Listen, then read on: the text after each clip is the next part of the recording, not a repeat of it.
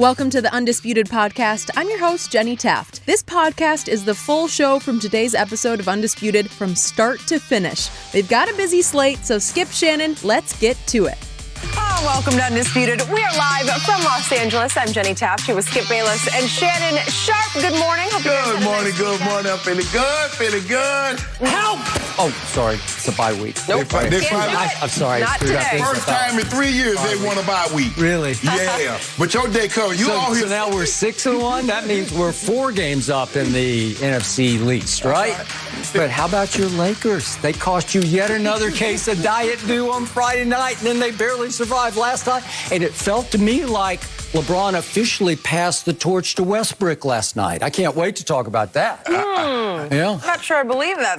Nothing. He did not pass no torch. Yes, he did. Not sure I believe that. You could do, how about them Bucs, though? Yep. They have been rolling, and that is where we begin today. Another week, another win for Tom Brady and the Bucs as they defeated the Bears 38-3. The Michigan product threw 4 touchdowns, including the 600th of his career, making him the first player in NFL history to reach that milestone. 600th. Shannon, scale of 1 to 10. How impressive was this achievement? Skip, I'm gonna give it an 8.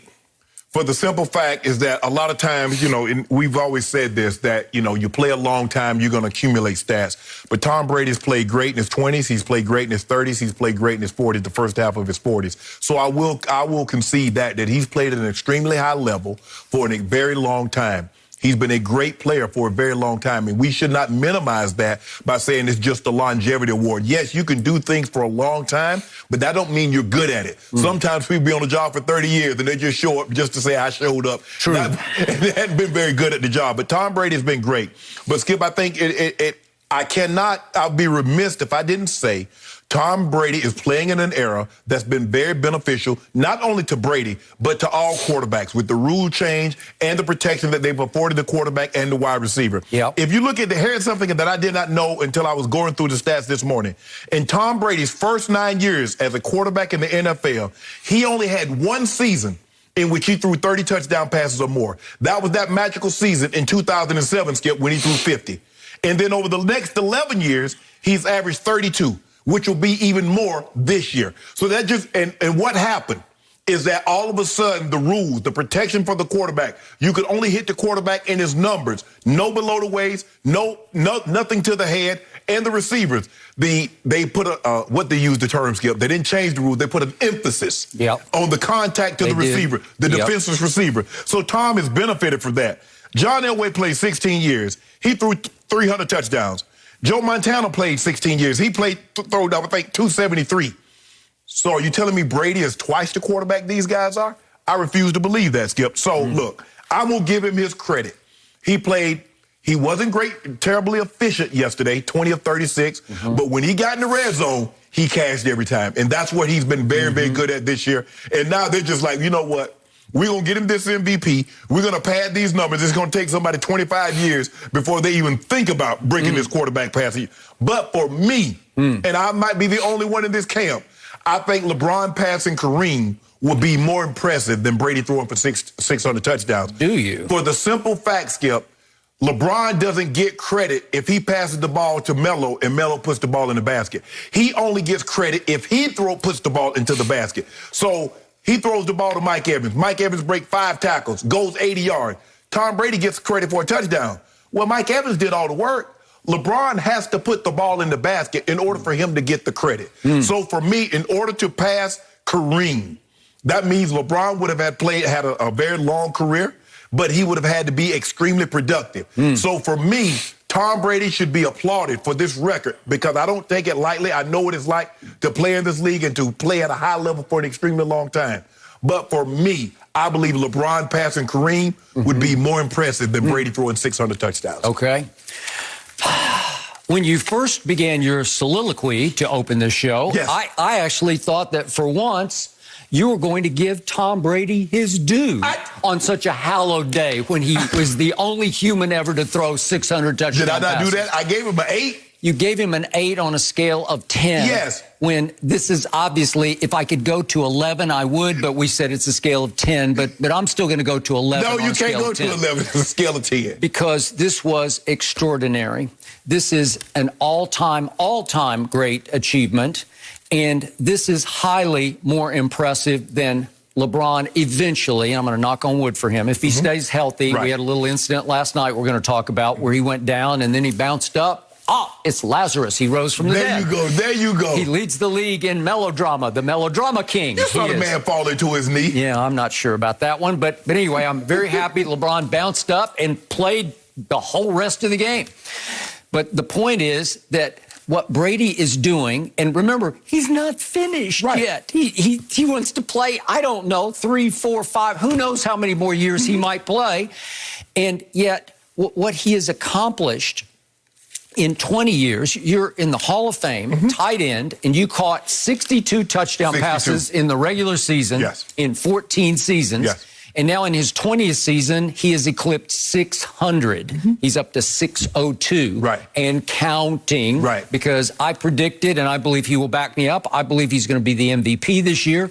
You can say it's on storyline, it's on narrative, whatever, but it's set up at age 44 for him to just keep on keeping on. I believe, and again, I predicted they would win every game this year. They lost at the Rams. I give you that while he threw for 432 yards. And yet, I look down the schedule, and we'll get deeper into this later. I believe that he will win out this year. They will be the #1 seed in the NFC, and because of that, he's going to win the MVP. Okay. So now let's go back to what you said about LeBron James. And I give you, it is all-time great for LeBron to endure long enough, and he has been Iron Man. We've had a couple of little glitches here lately in his first year and his third year in L.A. But the point is that you have ridiculed Tom Brady as unathletic, right? Remember the worst 40-yard dash in the history of the Combine? Remember what he looked like in that picture that we saw when they took it? It looked like a mugshot that we saw. I don't know if we have that one or not. Oh, there he is. That's some ugly stuff right there, right? He don't even look like Tom Brady. Does that look like a guy who's about to go on a tear and throw 600 touchdown passes? Nah. Okay, so would you give him all-time overachiever? Oh, yeah, absolutely. Because he's not that athletic. I think he has sweet pocket feet. I think he has a very good arm, but not bazooka. Skip, when you looked at him at Michigan, you looked at his measurables, and you looked at him going through the drills, nothing said that I'm going to be the greatest quarterback of all time. Nothing said that. He couldn't even flat out win the job at Michigan. He's alternating, right? Okay? So given all that, for him to go over 600 touchdown passes has to be a 10, right? Because LeBron James is 6'9", 260 pounds. He is simply the greatest driver of the basketball. I've said this a billion times on television that I have ever seen in athleticism, in raw power, in explosiveness. He's in another galaxy from Tom Brady. So to me, it's much harder to throw a touchdown pass than it is to score anywhere on the basketball court for LeBron James. And obviously, you've got to score and score and score. But remember, Brady also, to use the flip side of what you said, he has to rely on the Shannon Sharpes of the world to actually catch good throws. And I thought Cameron Brate dropped a touchdown pass yesterday that hit him. It was in high traffic, but it hit him right in the hands in the end zone. He dropped it. How many dropped touchdown passes in the end zone do you believe Brady has had over 20 years? I don't know. It's uncountable, but somebody might have it somewhere. Is it 100? Maybe. I don't know. Well, if that's the case, Skip, Peyton Manning might still have the record, and then Tom would be, or Drew Brees would. So we can't say, because other quarterbacks have dropped touchdowns also. But when you look at it, Skip, he has 5 available options, on a given play. If you play do scat protection, which is everybody's out on the route. He has 5 eligible receivers that can score on a given play. LeBron, it's only LeBron. How else can he score? He can either lay the ball up, but it's only 2 points or 3 points, either way. I know, but LeBron, when he was 18, was like a man among boys in the NBA. So what I'm saying is, he is highly capable of scoring every time he touches the basketball. In fact, there are times I'm surprised he didn't score on that possession. So with Brady, he's just some guy. He completely overachieved to an echelon that will never be touched. And if you look at his touchdown to interception ratio just in the regular season, he's got 602 touchdown passes to only 194 interceptions. Right. That's a 3-to-1 ratio. And if you do players who have played over 200 games, that would be 12 of them. Right. He's number one in interception or touchdown to interception ratio. Okay, but Rodgers get 200, he's going to blow right away. Well, he would, but do you think he's going to get to 600 touchdowns? No. It's probably going to be one of these young guys, one of these Burrows, Herbert, Mahomes, somebody playing now. Because what does Rodgers have now? 430. So he's 170 behind him. Now, Skip, and he's already 37. Right. So, but here's the thing. Quarterbacks are playing longer. It depends on how much longer. Brady, theoretically, Skip, could have this thing at 700 touchdowns.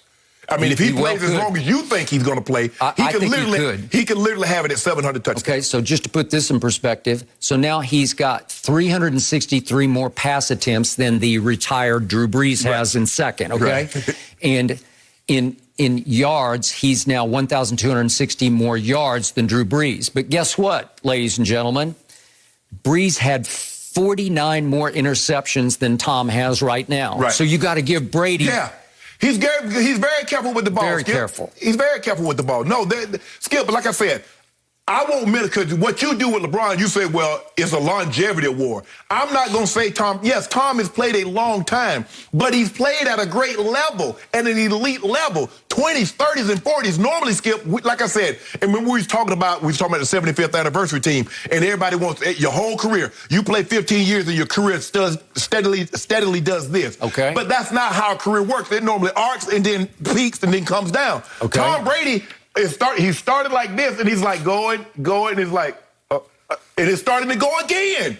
And you can argue in his 40s, he was better than even in his 20s. Or now we're getting to where you can make the case he's going to be better than he was in his 30s. Yeah, he's had 2 Hall of Fame careers. And he possibly headed to a third one because you look at his 20s, he had 3 Super Bowl wins in his 20s. You look at him in his 30s, he had 3 Super Bowl wins in his 30s. Okay. That's a Hall of Fame career in and of itself. He might be headed to another Hall of Fame career. He might be. He might be the first player to be an all-decade in 3 different decades, which would be absurd. We're going to go up to 10 now on your scale? No. Give him a 10? Skip. I think you talked yourself into at least a 9. But I'm thinking about it, Skip. If he played, let's just say for the sake of argument, for another 2 years, and he wins a Super Bowl or 2, he's going to be the all-decade quarterback of the 2020s. Okay. Here's the most staggering stat of all. Since he arrived in Tampa Bay in the red zone, he is now 50 touchdowns to 0 interceptions. Yes. That's impossibly great. Right. Listen, week after week, Sunday after Sunday, I feel like I watch every game until my head's going to explode. Right. Do you know how many quarterbacks struggle on 3rd and goal from the 7 to get it in the end zone? It's hard, man, because it feels like there are 14 defenders in the end zone. You can't find your receiver in time. The thing that if you watch Tom, when Tom missed, he misses high, the ball is going out the back of the end zone. Yep. Or he missed, the ball is going into the ground. He doesn't put the ball in a situation where it's going to carry him off someone's hand. Yep. Pops up in the air. How many times, Skip, we see the ball pop up in the air, and here comes the defender coming down with it. And that's what he does. And Skip, like I said yesterday, he was 20 or 36. It was like a small pot. He let you bluff him off of it. But when you shove major money to the middle of the table, which is the red zone, he's cashing. Okay. Could I demonstrate for you, display for you his greatness or his goatness yesterday? Because it all happened in the first half, and he was a little hit and miss in the second half. But all the damage was done early. Could we start with the first throw to Godwin down the middle? I just thought this was virtuoso. Okay. If we could see this play. This is a hard throw in traffic, and he just got him right. Listen, that's a tight window that you just put that's through, right? Safety, so you got to protect him because that safety's coming. He said safety drive. It's just beautiful, and it was a very good and fearless catch. And again, Skip, you see where the ball is? Low. Now, he throws this ball high, it's going to pop up in the air. It's going to get picked. Okay, so that sets up a play that is 3rd and goal from the 4. And watch this to Godwin, if we could, please. This is a little option route in which Brady fakes the backer off him, and he turns and back shoulders him with a bullet to the back shoulder. Listen, this is sweet now. Did you see the pump fake on the backer?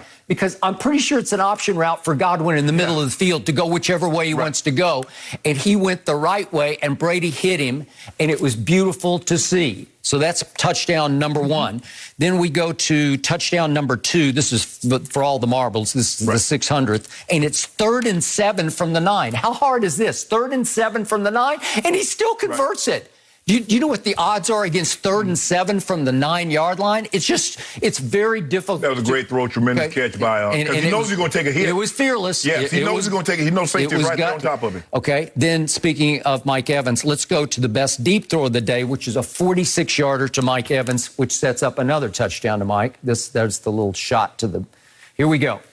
This is 46 yards. This is the one deep throw he connected on to Mike. I'd say that's on the money, right? Look, watch what he does to Eddie Jackson. He looks to his right, knowing damn well he's going to throw the ball down the left rail. Because he had single on Eddie Jackson. He said, watch this, and I'm going to drop it right down the chimney to my man Mike Evans, who's 6 feet 5 inches tall. And Mike Evans, to his credit, hung on, and Eddie Jackson got in there and fought it all the way to the ground, okay?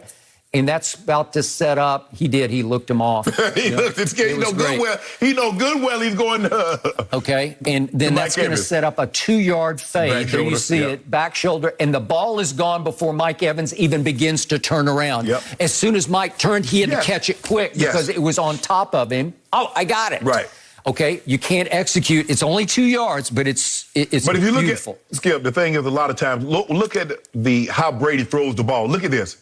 Because a lot of times guys want to put zip on it, and before the guy, like you said, he threw the ball before Mike Evans even had his head around. But he throws it at such a pace that when he gets his head around, the ball is on top of him and it's not zipped past him. That is virtuoso. That is masterpiece. That is Pavarotti at the Sydney Opera House. Oh, my goodness. How about that? That was it right there. And then we got one more. We got a fourth one before halftime. And this is 3rd and goal from the 8-yard line. 3rd and goal from the 8. This is hard, man. It's hard. And he steps up in the pocket and he hangs in there and hits him on the back line. Okay? And there was some traffic there in the middle of the pocket, and he knew he could get banged around. And I also want to make the point that, remember, the Bears beat the hell out of him at Chicago last year, right? But that's a different They didn't team. touch him yesterday. They did not touch him. The thing is that you got to collapse the pocket from within inside. So with no Akeem Hicks, now the other guys can't force him to step up in the pocket into Akeem Hicks. Okay. And the Bears are not very good, Skip, on either side of the ball right now. I thought they were better on defense, but he just shredded them because he was at his best in the first half, and I will give you not in the second half. But I'm also going to remind you, he did not have his favorite red zone target, Rob Gronkowski. He did not have his speed receivers. He had no AB, and he had no little Scotty Miller. Both of them are hurt for the moment. I'm assuming they will be back sooner than later. But remember, there's no speed on the field because the two Pro Bowlers that he inherited, obviously, Mike Evans and Godwin, they're not blazers. No. They're not separators. You know, they can't really run by you because Eddie Jackson caught up with Mike Evans very easily. But my point is, wait until they get healthy because he was doing it a little bit handicapped yesterday without AB and Scotty Miller to keep the defense honest. Well, I just think the thing is, Skip, when you play him, your offense is going to have to put pressure on Brady as well. Because and for those far, we've only seen really 2 teams do that. They 1-1. The Cowboys were able to keep pace with them, and the Rams obviously were able to keep pace and end up beating them. If you play Tom Brady and your quarterback can't stand on the field and look him eye to eye, you can't beat him because they're going to score points. And that's the thing. Tom Brady is going to force you, and that's why so many teams were able. The Patriots were able to beat so many teams because he forces you to take chances that you shouldn't take. But you know you've got to match him, Skip. I know because I know that's Tom Brady. I know he's going to score on our defense. So you feel a sense of angst, and we're going to talk about Patrick Mahomes, that I got to do something also. Right. Okay. I'm also going to remind you that yesterday, despite a little bit of an off second half, there were no turnovers by Tom Brady. And guess what? His QBR led all of football in Week 7, led football at 93. So he had a better day than I think you're giving him credit for. Well, I think the thing was, Skip, is because when you look at it, you look at the red zone and how good he was and how efficient he was in the red zone. And that's the thing, Skip. Yeah, he gonna miss. He missed passes all, between the 20. Yeah, he spraying the ball all over the field. And then all of a sudden he getting all the money is in the middle of the table. He's cashing. He's raking in pots every single time. And that's what he does really, really well. You mentioned 50 touchdowns, 0 interceptions in the red zone. That'll win you a lot of games. It'll win you a lot of games. Final point. While I have called LeBron Iron Man, he had the 2 glitches, obviously, year 1 and 3 with the Lakers. But in general, big picture, he has been Iron Man because he's had no surgeries that I'm aware of, right? No surgeries in his career. I hate to even bring this up, so I'm going to knock on wood. But remember, Brady did not play his first season because he was sitting behind Drew Bledsoe for 1 year. So that's a lost year on stats. Right. And then, remember, he got hurt in game number 1. Yeah, missed 15 in games. 08. So he missed that year. And he did get suspended by the commissioner wrongly, I will emphasize, for 4 games. And they wrote up a big old report. Yeah. And everybody waiting on that big report. They writing about the Washington football team. But we going to keep waiting on that one, Skip. I'm sure we'll discuss that when it comes out. The point is, Brady has missed some time that could have added to this. Oh, absolutely. Yeah. Okay. Now, he probably would have had, I mean, how many touchdowns you think? Because the early 2000s, how many touchdowns? Maybe 15, 20? Yeah. So he could easily be, well, if he doesn't get hurt, obviously, Skip, he's probably going to be somewhere around 650 at the bare minimum. Okay. So Hall of Famer Shannon Sharpe has upped his scale of 1 to 10 to 10. He just said that. You know what? Let me tell you why LeBron, because LeBron have to play both offense and defense. Just think of LeBron, you know what? He make a basket, he get to go sit and rest. And then he gets to come back in. And all he had to do was just worry about scoring. Well, I haven't seen him play a lot of defense Don't do that. this year. Don't do that. Not sure about defense this year so far. Year 19, you shouldn't have expected. So you want him sitting in the chair in year 19. Yeah. Well, what do you want? Brady to play safety in year 20? I want him to play just one time, year 8. Year 8. Okay, great. Shannon Sharpe says 10 yesterday for Tom Brady. Thank you. I give him 8. If he broke this record against the Rams, he breaks it against the Cardinals or the Cowboys, Skip, the Bears are shelling themselves. And it just goes to show you, we got to stop this notion because the quarterback got drafted in the first round. Oh, he needs to play. Skip, Justin Fields, he wasn't. You can't put a guy just because he's a first rounder, just throw him to the wolves like that. He had a rough day. Yes. But he's learning what? How to duck? Yes. How to survive. How to survive is probably the best way to put it at this point. No mercy. The Lakers beat the Grizzlies 121-118 last night, giving the team its first win of the season. Carmelo Anthony led the purple and gold with 28 points off the bench, while LeBron only scored at 19 despite playing a game-high 40 minutes. So, Shannon, what was the biggest reason they won this one? I think Melo. Melo came in and gave him the last two games, Skip, the benches got not played. They got outplayed opening night by the Golden State Warriors. They got outplayed by the Phoenix Suns. And so last night, Melo stepped up. And we know what Melo's capable of having these type of games. I remember Melo, prime Melo at the Nuggets, Melo at the Knicks. And he has this ability. And that's why Skip, he is a member of the 75th anniversary team. He is. That means Carmelo Anthony is one of the 75 best players to ever suit up in the NBA. That's what that means. So, and it could not have come at a better time because they were struggling again. Well, obviously, he goes up to 9th on the all-time list, which I'd lost sight of. Yeah, that just goes to show you how a scorer that he is. And that's what he was, Skip. He was an elite-level scorer, could put the ball in the basket as good as anybody in his era. And so, for me, they needed that last night. 28 points, 12 in the fourth quarter, Skip. And he couldn't miss. I mean, those big threes, they started the fourth quarter down by 3. LeBron got a couple of threes. I think he scored 8 points, had 4 assists in the fourth quarter. But Melo's 12 was huge. He played unbelievable. The big 3 is still figuring out. And, people, the Lakers, okay, Skip, it's like these roads in L.A., work in progress, under construction, men at work, TBD. So, Skip, it's going to take a while. Russ had 9 turnovers last night. He's a turnover machine. 9 turnovers. He plays, Skip, a lot of time he plays so out of control. If there's a 1-on-4, it's okay to pull it out, but that's not how he thinks. That's not how he's wired. I'm going over this wall. Whether you open the door or not, I'm going over it. I told you, bull in China shop. And so for me, Skip, you know what?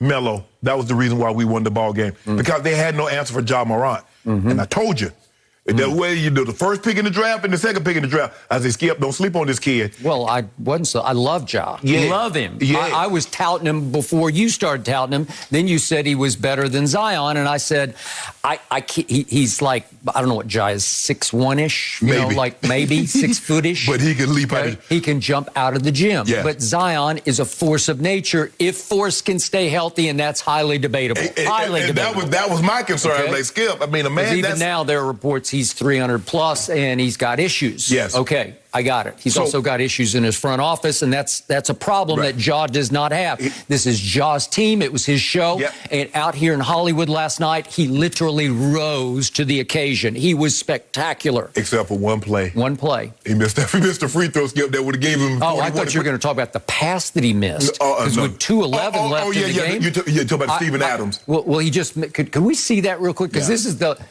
for Memphis, to me, this was the play of the night with 2 minutes left. And here's AD misses, and Ja's got it, and it's a breakaway. And Steven Adams, how can you miss that? Because it's just throw it, just roll it to him, right?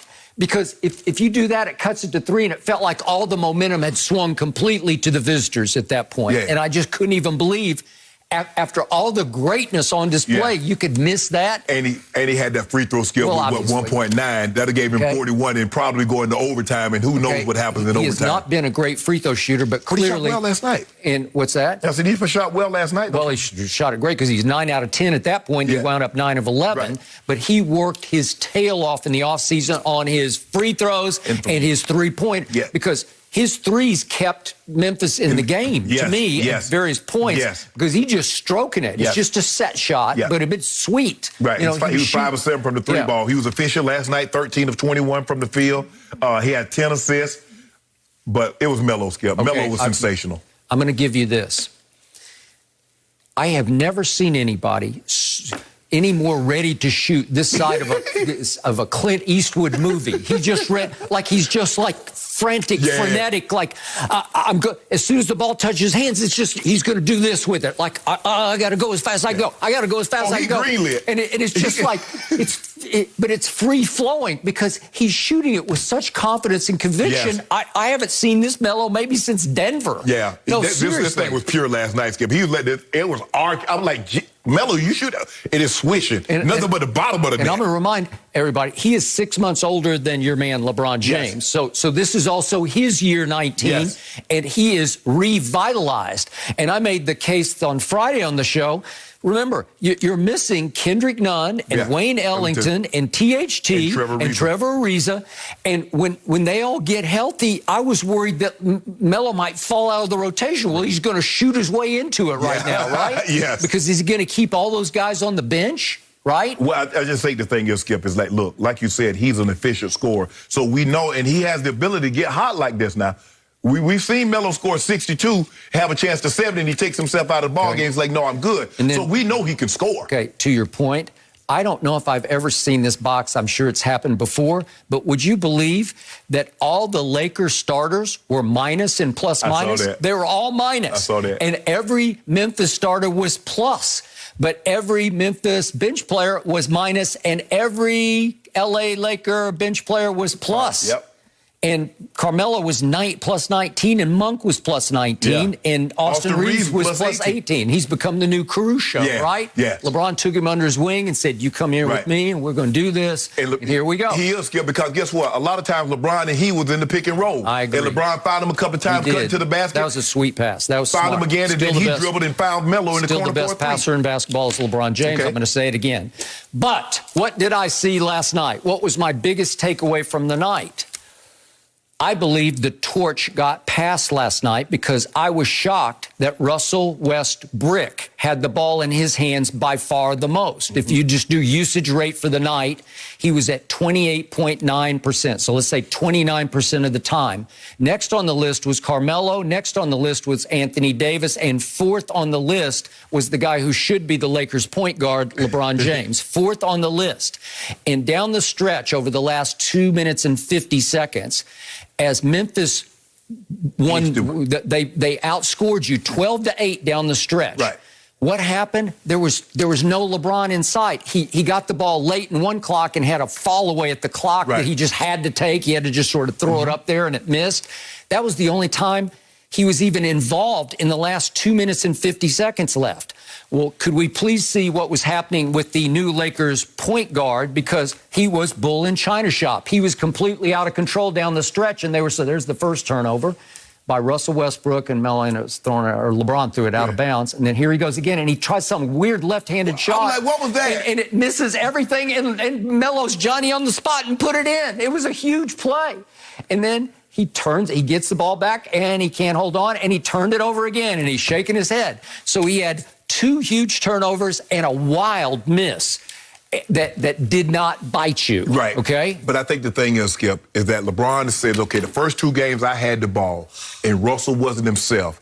So let's put the ball in his hands, and let's see what happens. Let's give him an opportunity so he can have the ball in his hands late in the ball game. But I'm surprised. I did not even know that Melo and AD had a higher usage rate than LeBron. They did. This is not a recipe for success. It is not. So Russell Westbrook plays 37 minutes, and this is just predictable. He shoots 5 of 15, 1 of 4 from 3. What else is new? He's the worst superstar jump shooter I've ever seen, this league has ever seen, and he gives you 9 turnovers. Well, he did give you 13 assists, which you can live with it. You can like that. Back on course, right? You would like to have it 2-1, Skip. Okay. You would like to have 2 assists to 1 turnover. Okay, but look what happens in the fourth quarter as Russell Westbrook plays 8:08, 8 minutes and 8 seconds. He goes 0 for 2 in the fourth quarter, 0 points, 3 turnovers in the fourth quarter, and he got 1 assist and 1 rebound.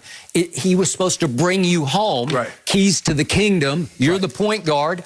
Well, you're just so lucky that you survived. Yes. Right? Yes. Okay. Now, speaking of dodging a bullet, I got to drive this home because you always ridicule me for bringing this up. But some big free throws had to be made to save this game down the stretch, right? So we got Malik Monk enters the game and ends up shooting free throws at 7.3 seconds left. Could we see what LeBron did at this moment?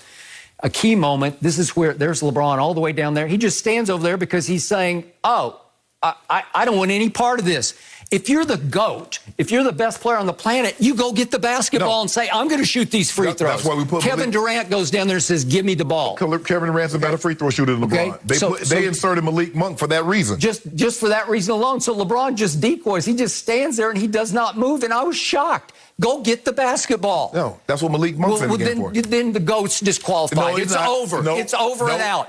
You're disqualified. Okay, and then here we go again. So Jaren Jackson ends up making a couple of free throws. So now you got to do it again with about 5.6 seconds left. Here's the second one. He just stands, same place. He just stands over there and says, I don't want any part of this. I am not going to the late game free throw line because I'm not going to shoot those. He had shot 2 for the game and missed 1 of them. Well, he's not getting a whole lot of calls. We see it's also affecting James Harden because they're not they're not giving you that bump. You jumping into somebody. Okay, they're not calling it. But on this, if LeBron goes down there and says, give me the ball, they will immediately call the foul when the foul is taken on LeBron. But here's the thing, Skip. I mean, LeBron hadn't shot a free throw in almost 4 quarters. So he only shot 2 free throws. So are you the GOAT or not? Are you the best player or not? Yeah. I just can't. It boggles my mind that's the guy that everybody says, those billions of blind witnesses, is the GOAT. I'm saying, how can you be the GOAT if you run from the late game free throw line? He has run from it since he was 18 years of age because he does not trust himself at the late game free throw line. Absolutely not. I've called him the worst late game clutch free throw shooter in the history of basketball.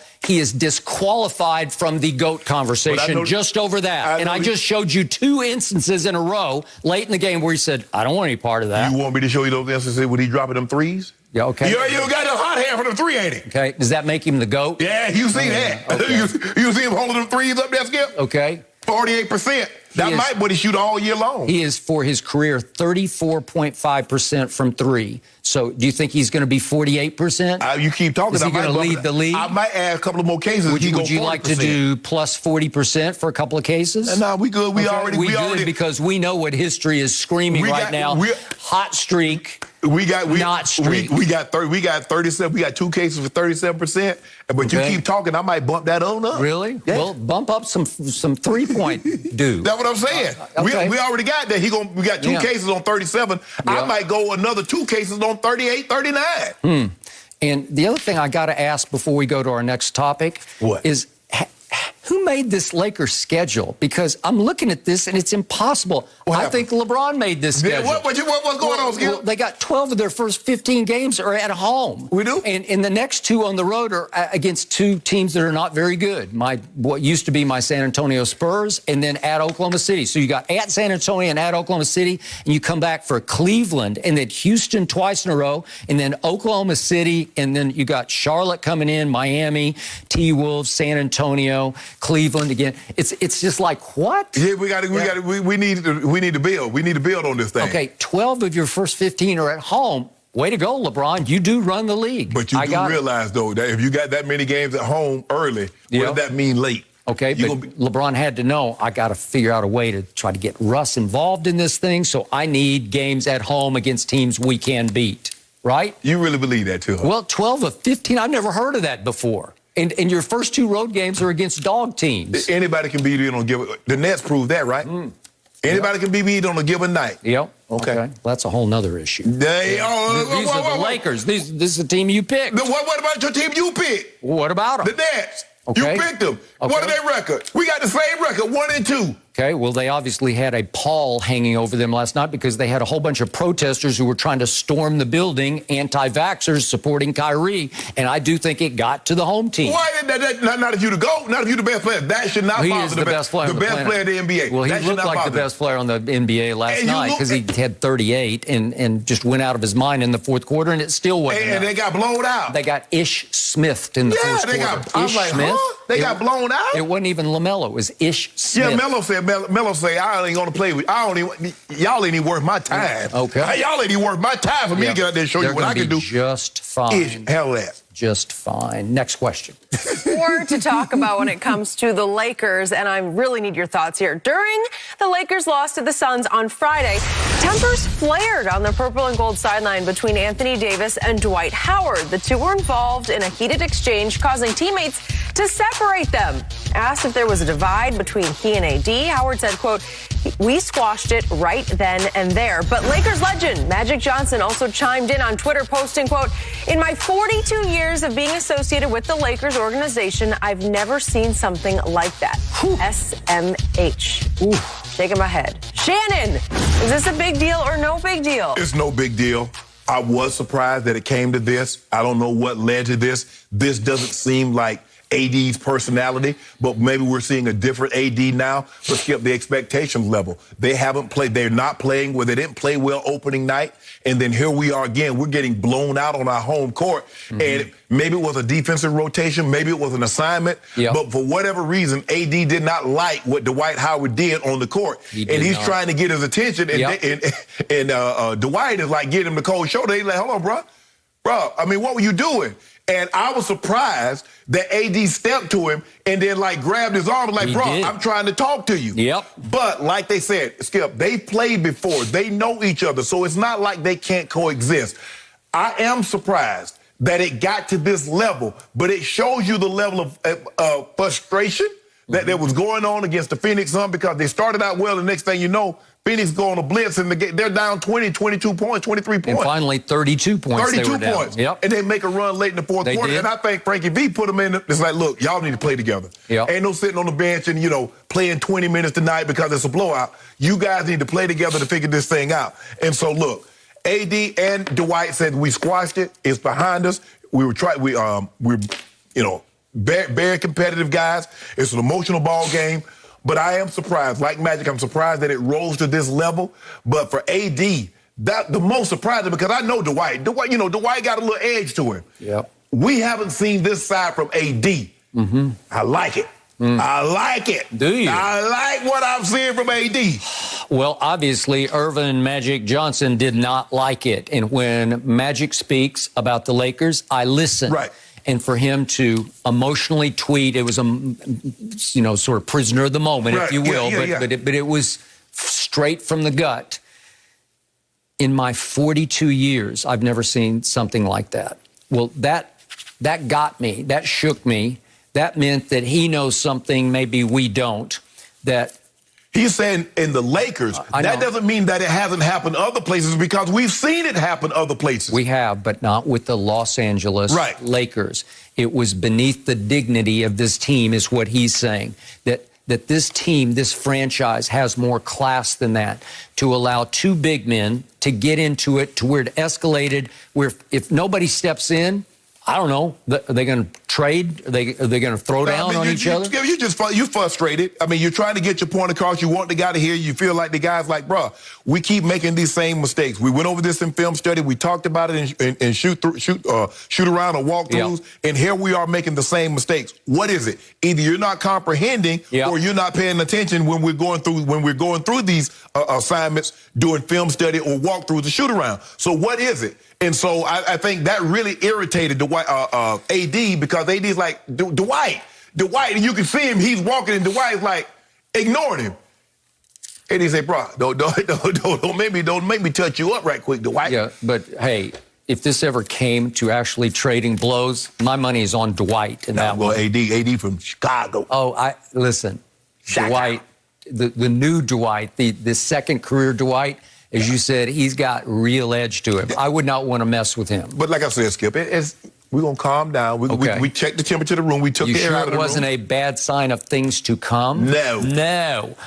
Yet, as I sat back and just soaked in this game, it was unbelievable that there were actually 5 incidents in this game that were worthy of the drama king that LeBron is. And I always say there's always one thing a night with a LeBron game. There were 5 things. And if we could start with, what was Russ doing against the Phoenix Suns in his first game as a Laker against the Suns? He rocked the baby. Well, he makes this awkward jump shot that's just like pure luck to me, if we could see this. It's on Devin Booker, and he just kind of steps back, and it goes in, and he's rocking the baby on Devin Booker? Are you kidding me? Yeah. You can rock it on, don't rock it on that guy. And by the way, Book rocked it back on him. Yep. Yeah, he rocked it back on the whole Laker team. Just stop it. That's why he shouldn't be the point guard, the leading position on this team. Is that the guy you want with the basketball in his hands late in close games? Considering that the way he played opening night. Skip, that was his first big bucket. Yeah, of course, Skip, you know how Russ is. He's going to get excited. Okay.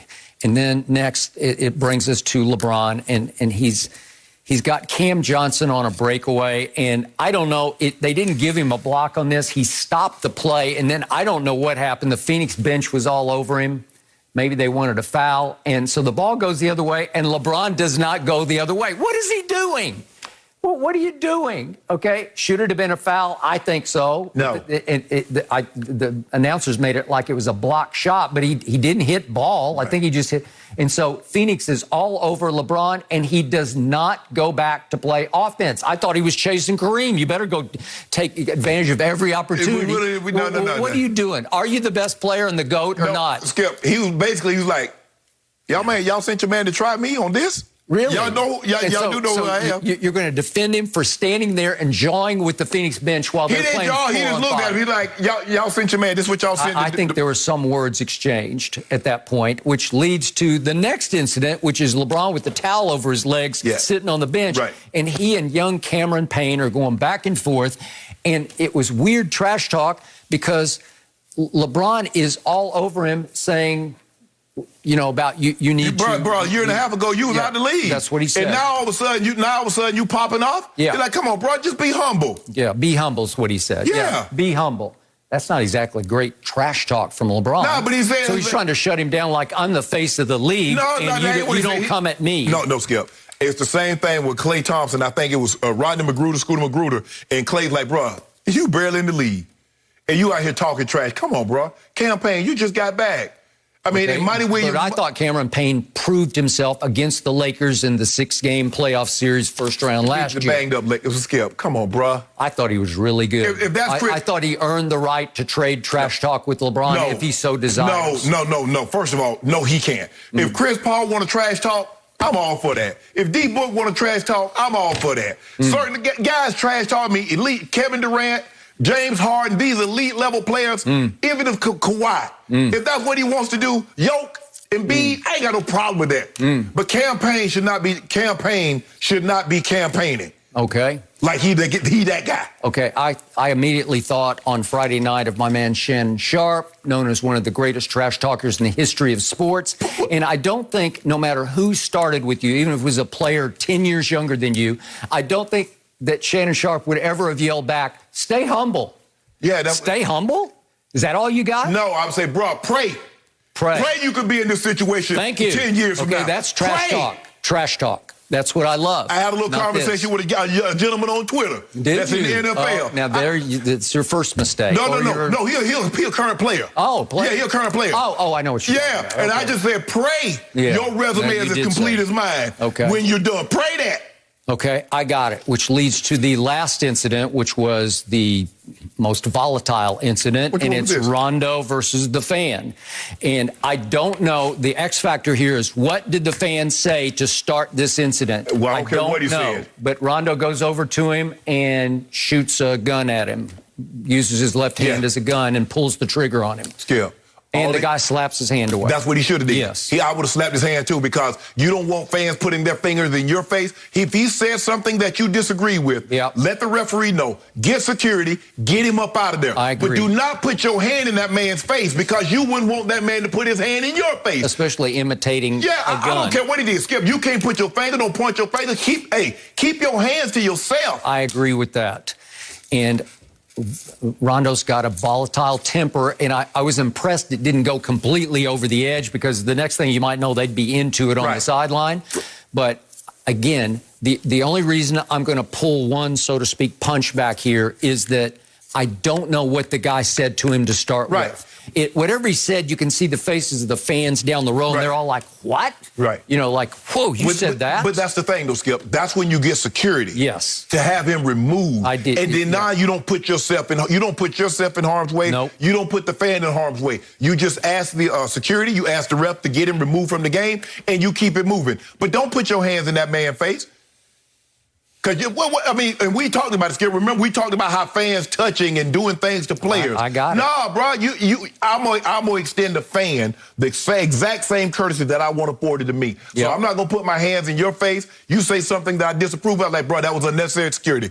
Get his you-know-what up out of here. I agree, and they did get his you-know-what up out of here. Yes, that's all you got to do. And yet I remind everyone, those courtside seats at an NBA game, they're the most precious seats in all of sports, because you are literally in the action. Yes. You were, like a foot away from the out-of-bounds line. Well, sometimes, Skip, they ask you to step back because they're taking the ball out of bounds, because you sitting on top of it. Whatever, I don't know how much they cost, but it's worth whatever that is. Oh, those seats probably... they probably at least $3,000-$4,000 a game. I was going to guess $5,000. Okay, at least a game. Yeah. Well, whatever that man paid, he didn't get to see the end of the game, but there wasn't a lot left to see after that. No, there was nothing left to see. Right. That's my only thing. I just wish Rondo would have handled it different.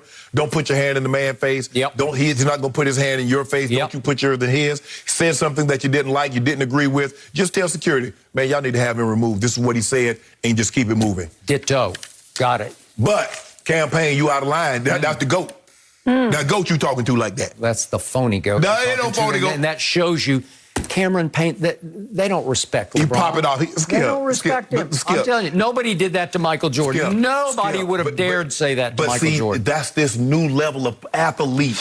They don't have respect for no one that played the game before them. That is the problem. That's a problem with youth in America. They don't respect adults. They talk any kind of way. There used to be a certain level of respect, regardless of who it is. As a man, as a woman, you show deference. Not anymore. You say what you want to. That we've lost some decorum along the way for some reason. Okay, I got it. But back in the day, Michael Jordan would have just chuckled at him if he'd been on the bench, and he would have pointed and said, I got you next time. And next time they would have come out, and Michael would have been on Cameron Payne as soon as he came in the game and stolen it from him 4 times. Well, then why he choked Reggie Miller then? If he was like that, why he tried to fight Reggie?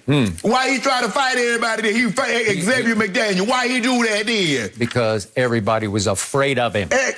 You not the Knicks. The Knicks put that thing, you know, the Knicks and the bad boy Pistons. Now, you know they wasn't afraid of him. Mahorn, Rodman, you know what they did. You know what they did, Joe D. a whole book was written about the rules they had called the Jordan rules how we to beat try the brakes to off stop him. him. Yeah. I'm gonna write me a book how the bad boy Pistons beat the brakes off Air Jordan. Okay, nobody's gonna buy it. All right. We're moving on for now. No mercy. Patrick Mahomes and the Chiefs fell below 500 as they lost to the Titans 27-3. Kansas City's signal caller was intercepted for the 9th time, tying him for the most in the NFL was Zach Wilson. And more importantly, Mahomes left the game after taking a big hit in the second half. The former MVP cleared concussion protocol, but he still didn't return to the game as Tennessee cruised to a victory. So, Shannon, what has happened to Patrick Mahomes? Well, what has happened is that, Skip, because his defense is so bad, he feels he has to make every play, he has to make every throw, and he's pushing the limits. The worst thing that you can do, Skip, if your defense isn't very good, the worst thing that you can do is put them back on the field immediately. They win the coin toss, they defer. When Mahomes touched the field, they're down 7-0. They get 2 first downs, they punch the ball. Mahomes come back on the field, they're down 14-0. Now he's in panic mode. Now he feels, Skip, I got to make throws. Because at that point, Tannehill was like 11 for 11. He ended up 21 of 27. So now they can't get any pressure because they got to sell out to stop Derrick Henry. And so now Julio Jones and A.J. Brown are just shooting fish in a barrel. They got one-on-one coverage, and the DBs aren't, the secondary isn't very good outside of Honey Badger. So now Ryan Tannehill, he has all day to throw the football for the most part. So he's just taking his shoulder. Okay, AJ, you want this? Take this, AJ. Julio, here's you, the tight ends. And so Mahomes just feel like, Skip, I got to make every play or we have no chance. They're 27th in scoring defense, 28th in yards, last in yards per play. That exacerbates a situation. What Mahomes is doing is exacerbating an already bad situation. Skip, it's like if you got a rash, the worst thing you can do is scratch it because you're going to run the risk of spreading it. And so that's what Mahomes is doing. By him turning the football over, putting his porous defense back on the field so quickly, now they were down 14, now you're down 17. You were down 17, now you're down 24. And for all intents and purposes, the ball games is over. Plus, Mahomes has to know, for the most part, if you're not Kyler Murray or you're not Lamar Jackson, you're not used to carrying the football that far down the field. Mahomes, you already had the first down. Just slide and get down. He's trying to play hero ball in a situation that he's fallen behind, and he's played hero ball so many times before. And he's been so good at it. Now it's coming back to bite him. It seems like, Skip, every missed throw, ball gets popped up, and it happens. It's just like Trayvon Diggs. Every time somebody throws the ball in his direction, what happens, Skip? He picks it. Where every time a ball gets caromed, it pops up in there, the DBs are sliding up under. But that's what it is. The defenses are very good. Mahomes is exacerbating that situation, and he's been struck by the the turnover bug, which is the worst thing that you can have if you're a quarterback and you have a bad defense that can't bail you out. Okay, my first point is we went back and forth on, I believe, Friday's show about the over-under for Derrick Henry was 126.5. You went over, I said, Kansas City has done a decent job with him, and they did a pretty good job on him yesterday. So he went way under because it was, 29 carries for 86 yards. Yeah. Okay. They need to save some of them carries, Skip. At some point in time, Skip, you're going to get diminishing returns. You want him fresh down the stretch and heading into the playoffs. Yeah. I thought about 8 or 9 of those carries were unnecessary. Okay, so the point was it wasn't that he ran the Kansas City defense off the field. Obviously, the threat of him running the defense off the field obviously made Tannehill's ability to just pat the football a lot easier. I got AJ one-on-one. AJ, you got one-on-one. Okay, Julio, you got one-on-one. Tight ends running one-on-one, Skip. So you're right. It's the threat, and that's what Derrick Henry does. Yeah, and Julio still doesn't look quite like Julio used to. But again, he gives them a weapon that they did not have. I think the hamstring is still bothering him. Okay, now to put this in perspective, what Patrick Mahomes was up against as far as the Tennessee defense goes, they had to start a guy at cornerback yesterday named Greg Mabin, who is on his 9th stop in the NFL. He only came to them on Tuesday from the Arizona practice squad, off which he was claimed by the Tennessee Titans. Right. He walks in on Tuesday. He is starting against Patrick Mahomes on Sunday. 9 stops he's made in the NFL. He was undrafted out of Iowa in 2017. So don't tell me it was 2 shutdown corners you're up against. No. Okay? No. So again, they have some playmakers. Bayard's a playmaker on defense, but they're not great on defense. But what's the number one thing if you want to slow down a quarterback? Pressure. Yep. What were they doing? And that was my concern about Tennessee, Skip. And I said, well, they got Julio, they got A.J. Brown, they got Derrick Henry, they can run. What about defensively? Because remember last year, 2 years ago, they tried to sign Jadeveon Clowney. Mm-hmm. Didn't pan out. They tried to sign Vic Beasley. Yep. Didn't pan out. They couldn't generate pressure. Now you bring in Bud Dupree, strip sack. You Greg Landry, who's doing a great job. Mm-hmm. So now they can pressure him. So the quarterback, you've rendered the quarterback obsolete because he doesn't have to hold up very long. Mm. So I'm going to give you that it's a little about Patrick Mahomes trying to overcome his defense, but it's a whole lot more about Patrick Mahomes becoming a caricature of Patrick Mahomes. It's classic modern times, what we are with the internet, with the highlights, with Madden. You're trying to live up to an image that was built around you over the last 3 years. And you're trying your damnedest to live up to it, and it's harder and harder. And I first guessed this, so I'm not piling on here. I said it from the start when I heard in his second year in the league at training camp, he was practicing left-handed passes, practicing no-look passes. It won't work at this level because they're just too good. You can get away with it every once in a while, but it cannot become your whole image that your mystique is that you're the globetrotter of NFL quarterbacks. Who knows what you might do next? Will you throw it around your back? Will you throw it between your legs? And he seems like a good kid who's caught up in his own image to the point that you can't keep living up to it. Andy wants him to live up to it, and Andy loves that image of, I picked him, I created him, he is my product. Behold my product. I'm going to give him the greenest light that ever was in the history of the universe. Well, the left-handed throw saved me yesterday because he was going. Okay, well, let's see that. Could we please? That was in the third quarter, and I'll give you this. He's going to his left, so it's like I got to switch hands and throw it out of bounds. Okay, I got it. But it's just part and parcel of what I've been telling you. Nobody does that in this league. Nobody does it. No, have you ever seen anybody do that? No. Maybe once upon a time somebody tried it over near the sideline, the last second switched it and just tossed it out of bounds. But he actually threw it out of bounds left-handed because that's what Patrick Mahomes does. And he was stubbornly proud after the Washington game, in which he was a disaster in the first half, but they came back and looked like the Kansas City Chiefs in the second half against Washington, right? Yep. And he said, I'm going to keep doing my stuff. It's who I am. It's who we are as a team. Right. Because if you pull off a no-look, if you pull off a left-handed pass, it tends to ignite the whole team. Even maybe the defense plays a little hotter and higher and harder than it would have. Right. So he's trying his damnedest to get back to that, and it's just getting worse and worse. So if we could see the pick first, he throws the pick. It's just a wild throw. It's a dangerous throw that's ill-advised. Right. You just, no quarterback should try this, and he got away with a lot of them, but now he's running the wrong direction. He tries to throw it across his body. Maybe he should have tried left-handed. No, Skip, what all he had to do is just keep running. Yeah, if you keep running, he could have got the first down. Okay, so he's forcing it into a covered receiver, and that's what often happens when you try a pass like that. At some point in time, Skip, he breaks contain. Man, just run. Okay, he had it. Just run. Yeah, he had it. Yeah, I don't know if he'd gotten the first down, but he could have gotten 5 yards. Exactly. Yep. And that's the thing, Skip. You need to be in a situation because, look, Tampa's giving you the blueprint. Yep. Everybody's playing shell coverage because they know you don't want to run the ball and you really can't run the football that effectively. So now what needs to happen is that you need to stay in third and manageable. Yep. 3rd and 3, 3rd and 4. I got it. When you get 3rd and 9, 3rd and 10, 3rd and 11, now they're going to play that shell coverage because they know you want to get deep. And so now we get home with 4. Okay. Now for the fumble play. So he gets loose and they're way down. This is in the second half. Obviously, it's 27-3. And he's running and it's loaf of bread in right hand, and he didn't tuck it. And Bayard, who practices this play, said, I saw that he didn't have good ball security, and I hammered it out. Right. Okay? Yes. Okay, so is it frustration? Is it desperation? Now put the ball in. Skip, he had it. He had the first down already. Just slide right over the yellow line and you're good, right?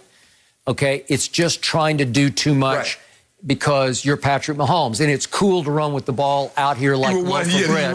Cool. It looks cool, but it ain't cool in the end because you lost the football at a point you didn't. And at that point, I thought, Well, if he gets the first down, maybe they've been the comeback kids, right, like right, yes. But that took all the air out of the room. And then they had a 47-yard field goal. If we could see the final play that disturbed me about Patrick, and he's holding the ball too long, and all of a sudden they wind up with a 57-yard field goal on this sack. You just got to do something. You got to cut loose on time. You got to step up and cut loose. But again, the refurbished, rebuilt, revitalized offensive line has not been protecting him like I thought they would. You're right. You're absolutely right. The thing is with Orlando Brown, he has to understand, Skip. Yep.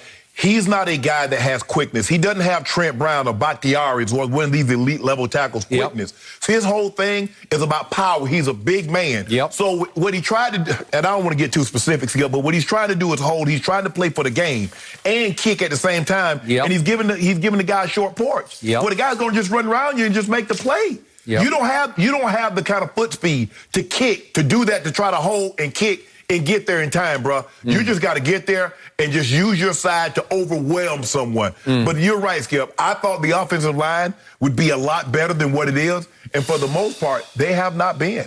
Oof. So they have fallen to 3-4 the very bottom of your division, your old AFC They're in trouble, West. Skip. Yep. They're in trouble. They got the Cowboys, still got the Cowboys. They still got the Packers. They do. And they still got the Raiders. They still got the Chargers again. They do. Again. They're in trouble. They're in trouble. They were your Super Bowl pick. They're not my Super Bowl pick anymore. We have an announcement. We have a proclamation. Nope. Shannon Sharpe says no more Super Bowl pick. Nah. What is today? I lose track of the dates. 25th. 25th of October, Shannon Sharpe says he is done with the Chiefs. No, I'm not done with him. I'm done with him being my Super Bowl pick. Okay, well, that's the same thing. Okay. Skip, you saw that defense. You already know when you see the defense take the field. They play dumb football. They get it 3rd and 5. And what does Frank Clark do the first possession? He jumps offside. And I keep telling people, that's dumb football. That's football that gets you beat. Okay. You're not good enough to overcome that. But I like Frank Clark as a player, and I like Chris Jones as a player because they can be forces. Well, Chris Jones is playing out of position because they got Jaron Reed and they got the other big guy inside who are very, very good defensive tackles. They bunt Chris Jones. Chris Jones has elite level speed for DT, not for DE. Okay, and I love Honey Badger, and yet it's just he's only one little guy back there. Right. He can't be in 8 places at one time. Okay. I like Thornhill. I like him. I like him better, Sorensen. But he can only do so much. Thornhill's pretty good at it. I like him. Well, I love the Tampa Bay Buccaneers because they're my Super Bowl pick, and I'm riding high, sitting pretty. Thank you very much, Mr. Shaw. No mercy. Well, after Washington and Philly both lost this weekend, Dallas now holds a 3.5-game lead in the NFC East, the largest margin in any division in football. The Cowboys are 5-1 and do have some question marks coming off their bye week, mainly Dak Prescott's calf injury, but they look to improve their record as they play the Vikings. On Halloween night, we are counting down the days. So at the beginning of the season, Skip picked Dallas to win the division, but Shannon, you took the field in the NFC East. Is it over? No. Hold on. This is not an election. 3.5 This games? is not an election. There's no sense in calling a race right now. Just let it play out. And for the very reason that Jenny mentioned in the read, there's concerns with Dak Prescott calf. Remember how you felt during the preseason? So let's just hold on. Let's just go to... We got plenty of time. What's the sense? Oh, you just want to be first. You want to go ahead. We called the election. We calling it right now. And then you got to go back and redo this thing all over again. So let's just go let it play out. I'm going to let this thing develop. 3 more games. I'm going to give you 3 more. Give me 3 more games. If I don't see any movement, no signs of life, I'm going to pull the plug. Are you? Yeah. I think you're close to pulling it as we speak. I can hear it in your voice. No. I'm not. Look. Like I said, we got time, Skip. Dak, let's see how Dak calf is. Hopefully that's something that does not linger. He's able to play healthy because I don't want no excuses from you. Because I already give you, we were doing good. We was riding along good until my quarterback got hurt. Skip, you know how this thing is. This is a fluid situation. This is the game of football. It's a collision sport. And when you get big men running into bigger men, things happen. So let's just see how it is. You're looking really good right now. I would really love for one of the other teams, the field, to be in the position that you're in. Yep. You riding shot. You in the catbird seat. Yep. Yep. You got a lot of yeps today. Yep.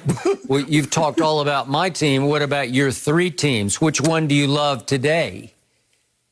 Which case can you make today? It's hard to make a case. I'm just kind of, look, the Giants won yesterday, but that was, they beat Carolina. Carolina's just falling apart without Christian McCaffrey. I told you about Sam Darnold. But Skip, you asked I'm not saying, Skip, he needs things to be perfect around him. Okay, well, he doesn't have Christian McCaffrey, so I'll give you that. But Washington defense has let me down. I know I'm only going to get so much from Taylor Heineke. Call him Tyler. He deserves it. No, Taylor Heineke. Yeah. And at some point in time, you're going to have to come to my Jalen Hurts, Skip. It is what it is. It is what it is. Now, his defense, man, Derek Carr, what was that yesterday? On fire. 31 or 34, Skip. Hey, it was one of the great stat lines in the history of pro football. I think it was the second greatest one ever. It was. Come on, man. Okay. In an NFL game, you seen college, Skip, you see colleges guys go 23 or 24, 23 or 25, 28 or 20, 27, 28. But not in the NFL. They're supposed to be the highest level. And you let a guy go 31 or 34?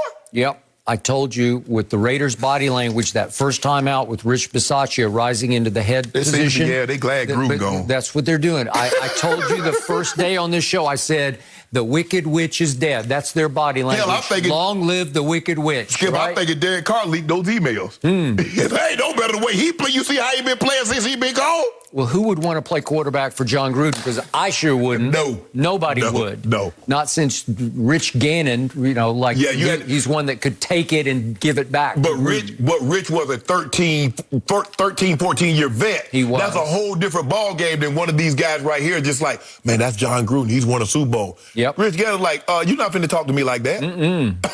No. And so it took that. And then, yes. He goes to Tampa and he gets another veteran quarterback that who will give it as much. He'll dish it back to him as much as, So here we go. The Raiders are still on the Cowboys schedule. And I do fear them because they have caught fire. Yeah.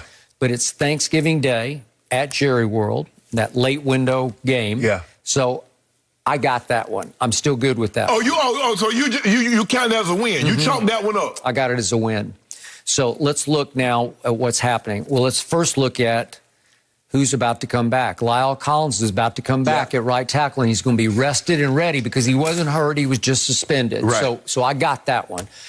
DeMarcus Lawrence has been hurt, but I'm just going to figure that at some point fairly soon he's going to bounce back and come back. Have they activated him off IR? No, I don't think they have yet. Not yet. Michael Gallup, I don't even know if we need him anymore, but surely we will down the stretch because invariably I'm knocking on wood. He's not been activated on IR. He has not been activated yet. And that kid they drafted in the second round, the cornerback out of Kentucky via LSU, Kelvin Joseph, is still out and could contribute on nickel or dime or something down the stretch. So we got. Oh, you counting on boss man fast, huh? Yeah, I am because I got some really good players who are on schedule at some point to be back and just add depth and firepower to what is already a very good team. So at Minnesota, my team is a 2.5-point favorite. And I do fear the game because Minnesota has been a little up and down, but when they're up, they're really up. But their offense can move the ball now. They can move the ball. Those two receivers they got are really impressive, and Dalvin Cook can run it. But when Kirk Cousins was the worst, when he was in Washington, we owned him.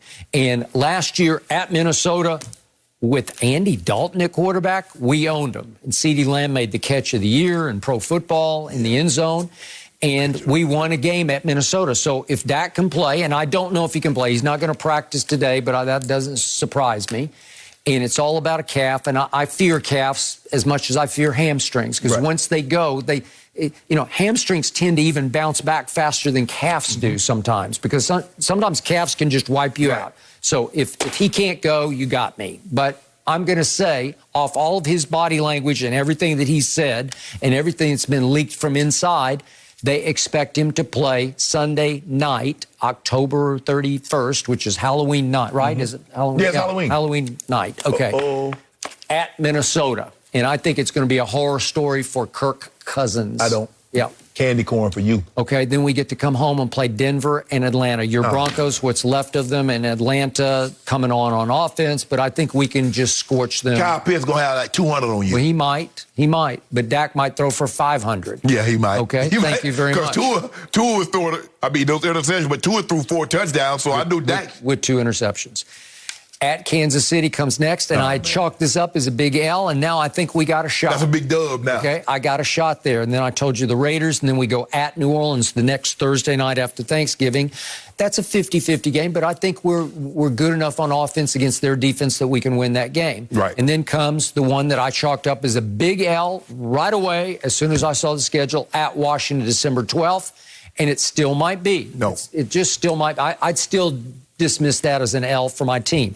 At the Giants, it's always tricky. It's always a battle. It ain't no tricky. It's it ain't no run DMC talking about it's tricky. It ain't tricky. It is a run DMC game. No, it ain't. No, stop it. You trying to see. I see what you're doing, Skip. You trying to hype this up so when they win these games, you're like, that was a very tough game. This is a rivalry. Then stop it. You know the Giants aren't very good. Washington isn't very good. So nor the Eagles. I'll do the opposite. Then Washington comes on Sunday Night Football to Jerry World on December the 26th, day after Christmas. And I'll just say, I don't fear that game at all. So I'm doing the opposite. I'm saying I'm not going to build it up. We will win that game.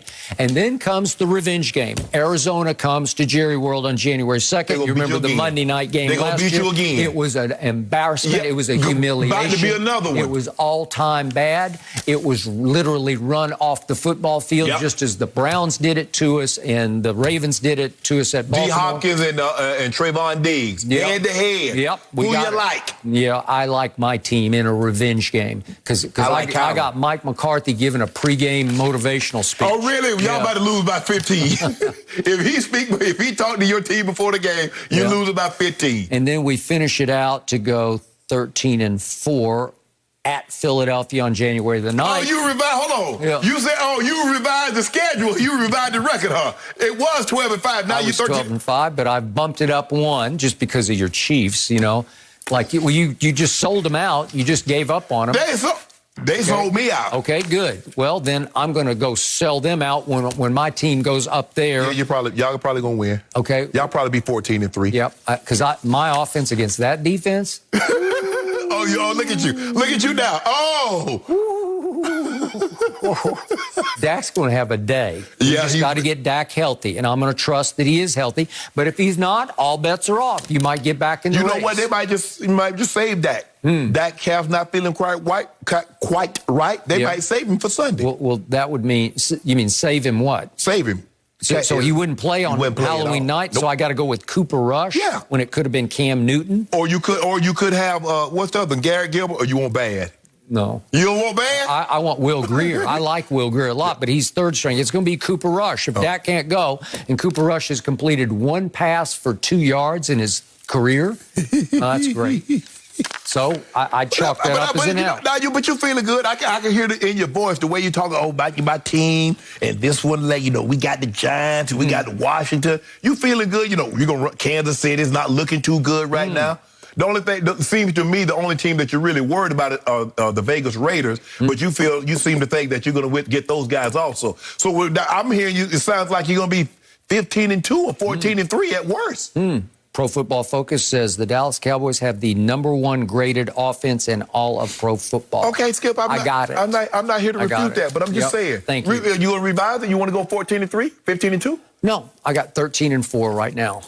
I undersold my team, and I was at 12-5, and you laughed out loud at me. I did. And now you're saying 13-4 is very doable. 14-3 is doable. Really? With that record. Okay. With that schedule? Okay. 14-3 will lose you 10 cases of Diet Mountain Dew because there's no way that any of these, 14-3, then it's mathematically impossible because the field, they're all 2 and 5. Yeah. So if they win out, that would be 10. So that would be 12-5 is the best you can do. So 14-3, it loses, right? I mean, it is what it is, Skip. But, I'm just holding on hope for them playoffs. I will give you a deal right here, right now to buy out from under your bet. I want no deal. It's 10 cases, and I will let you buy out here on October, whatever you said it was. October 25th today. 25th? October 25th. That was my mom's birthday. May she rest in peace. Happy birthday. Okay, happy birthday, Mom, wherever you are. And the point is that I believe that you should go ahead and just cash out. I'll give it 5 cases right now. No, I'm not. First of all, you don't get any Christmas deals before Thanksgiving. So the earliest I'd be thinking about or contemplating buying out would be around Thanksgiving. So Black Friday, the specials. Really? Yep, that's the earliest. What does your gut tell you right now? My that you're sunk. My gut tells me I should just fight a little while longer, just in case the Cowboys do Cowboys things over the next 2 weeks. Are you sticking pins in your little doll? No, because I don't want you to have any excuse. Because I know you'll make all the excuses. I was going along just fine until this happened. I was going along just fine until that happened. Well, it could be that a Cowboy thing happened on the biggest play of the year so far, which is the overtime pass, the rollout pass from Dak to CD, the walk-off pass, and he comes down a little funny, as he said, and his calf goes. I just need someone to keep the game close in the fourth quarter. Yep. And I know Mike McCarthy will make a boneheaded play and win me a game. That's what I'm holding on. That's why I won't concede. Okay. Dak, get well soon. Get well I'm not giving. That's why I won't concede. Mike McCarthy. No mercy. Russell Westbrook scored 13 points in the Lakers' win last night, but he needed 15 shots to get there, and he also had 9 turnovers. When asked about Saturday, how LA was navigating any early season struggles, Russ was confident, saying, quote, "I'm okay with adversity. Honestly, I never panic throughout the course of a season." So, Shannon, how is he fitting in? It's been tough. It's even been tougher than I thought it would be, Skip. I know it's going to take some time. I'm not going to even attempt to try to evaluate this acquisition until after the All-Star game. And I said, Skip, it's not a natural fit.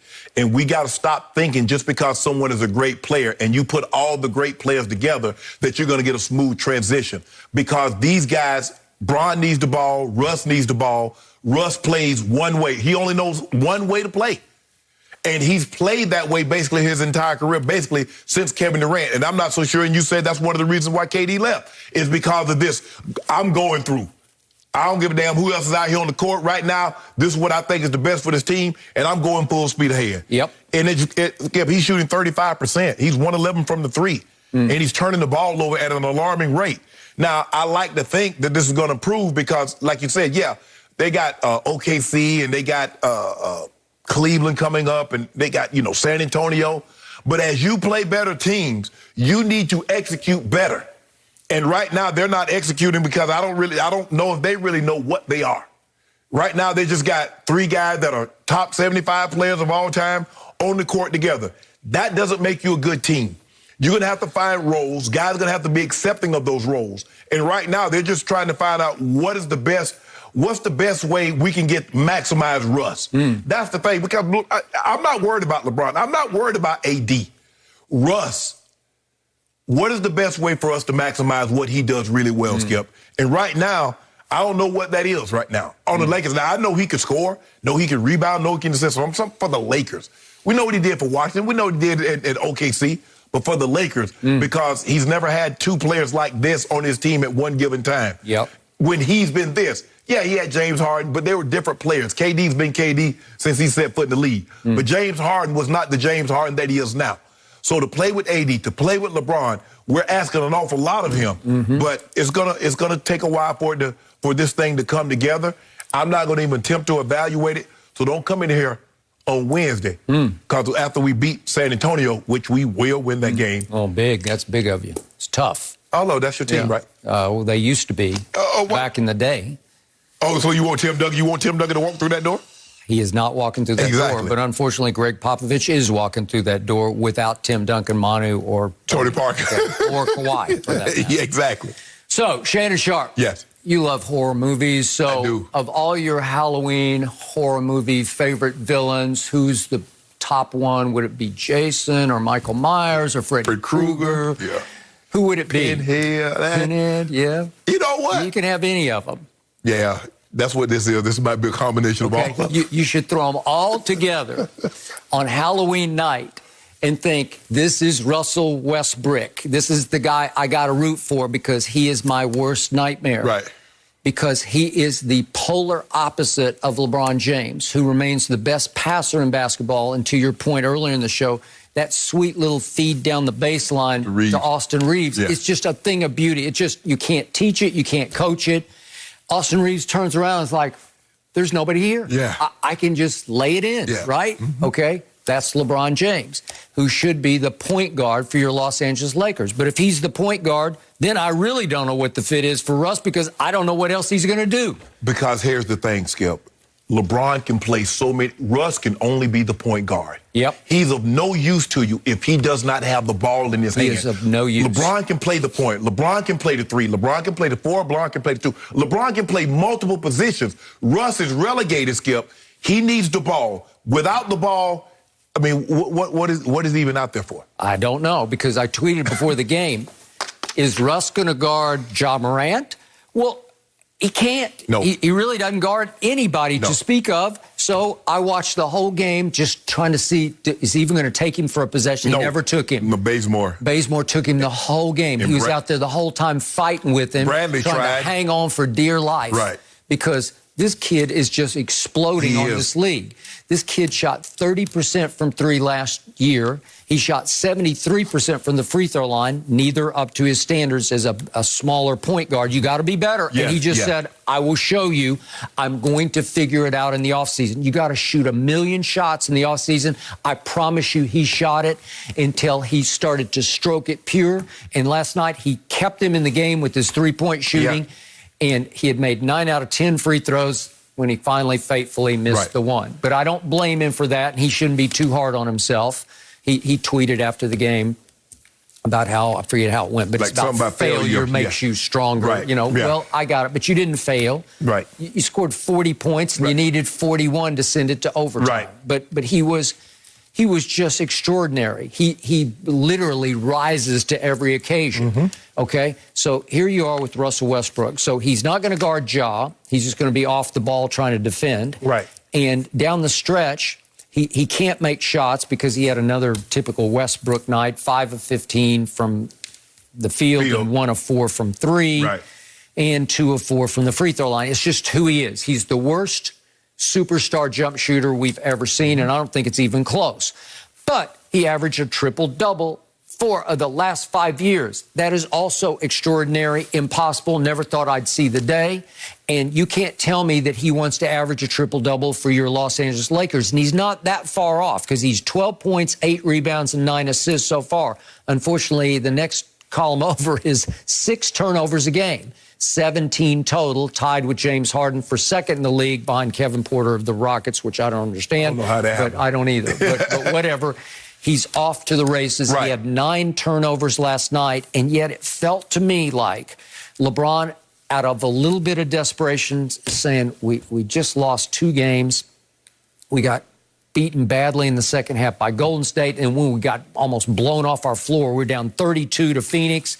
So he passed the torch last night. He said, you take the ball, and I'll just play completely off the ball, and I'm going to shoot 3-point shots. And that's basically what he did, because LeBron, from outside the paint last night, was 4 of 15 making 3-point shots.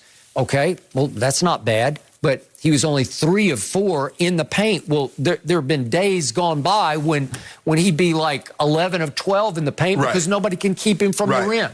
Well, he's now backed off that. I'm just going to be a sort of a spot-up shooter. Occasionally, I'll be a step-back shooter. But Russ last night, on usage rate, 29% of the time, the ball was in Russ's hand. Next on the list was Melo. Next on the list was AD. Fourth on the list was LeBron James, who basically said, I give you the keys to the kingdom. I pass you the torch. You do it tonight. Well, Skip, that's the thing about LeBron. He understands. He's like, okay, we've gone through 2 games, and Russ has really not been a factor. What can I do? That's what he did. He said, you do it. I'm going to move off the ball. You take the ball. But I'm not so sure, given 9 turnovers.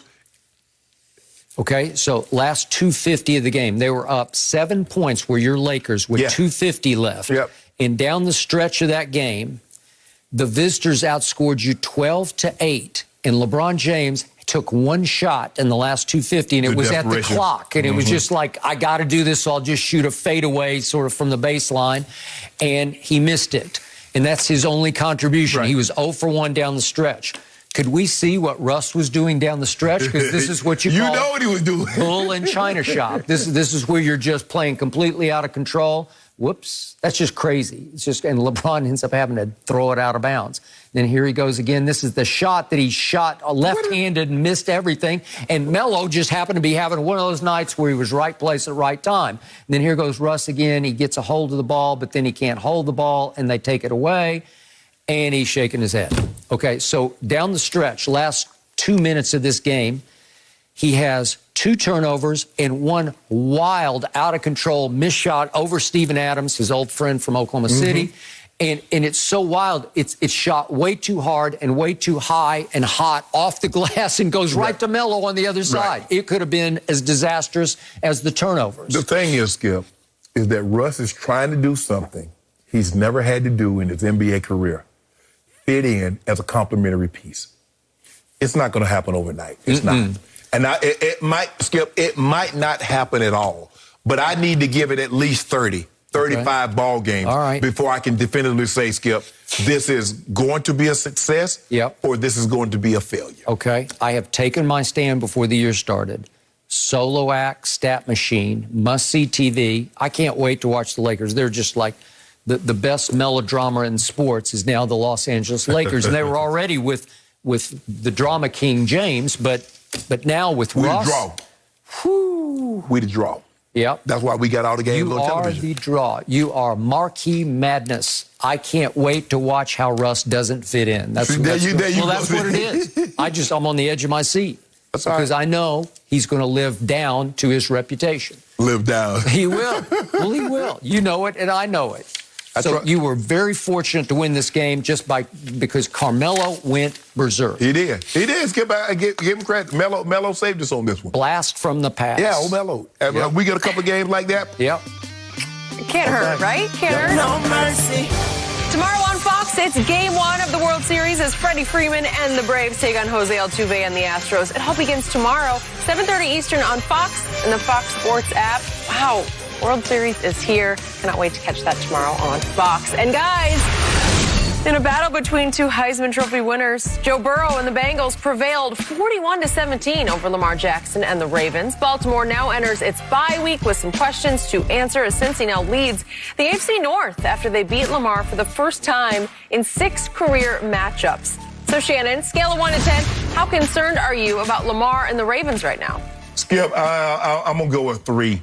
I think every team every year has, especially teams that we think are going to be there fighting for it at the end. We saw the Bucs last year lose 38-3 to New Orleans, and everybody's like, oh, it's over. How did they come back from that? Lamar, the team had a bad game. Joe Burrow and Jamar Chase is already a top combo, Skip.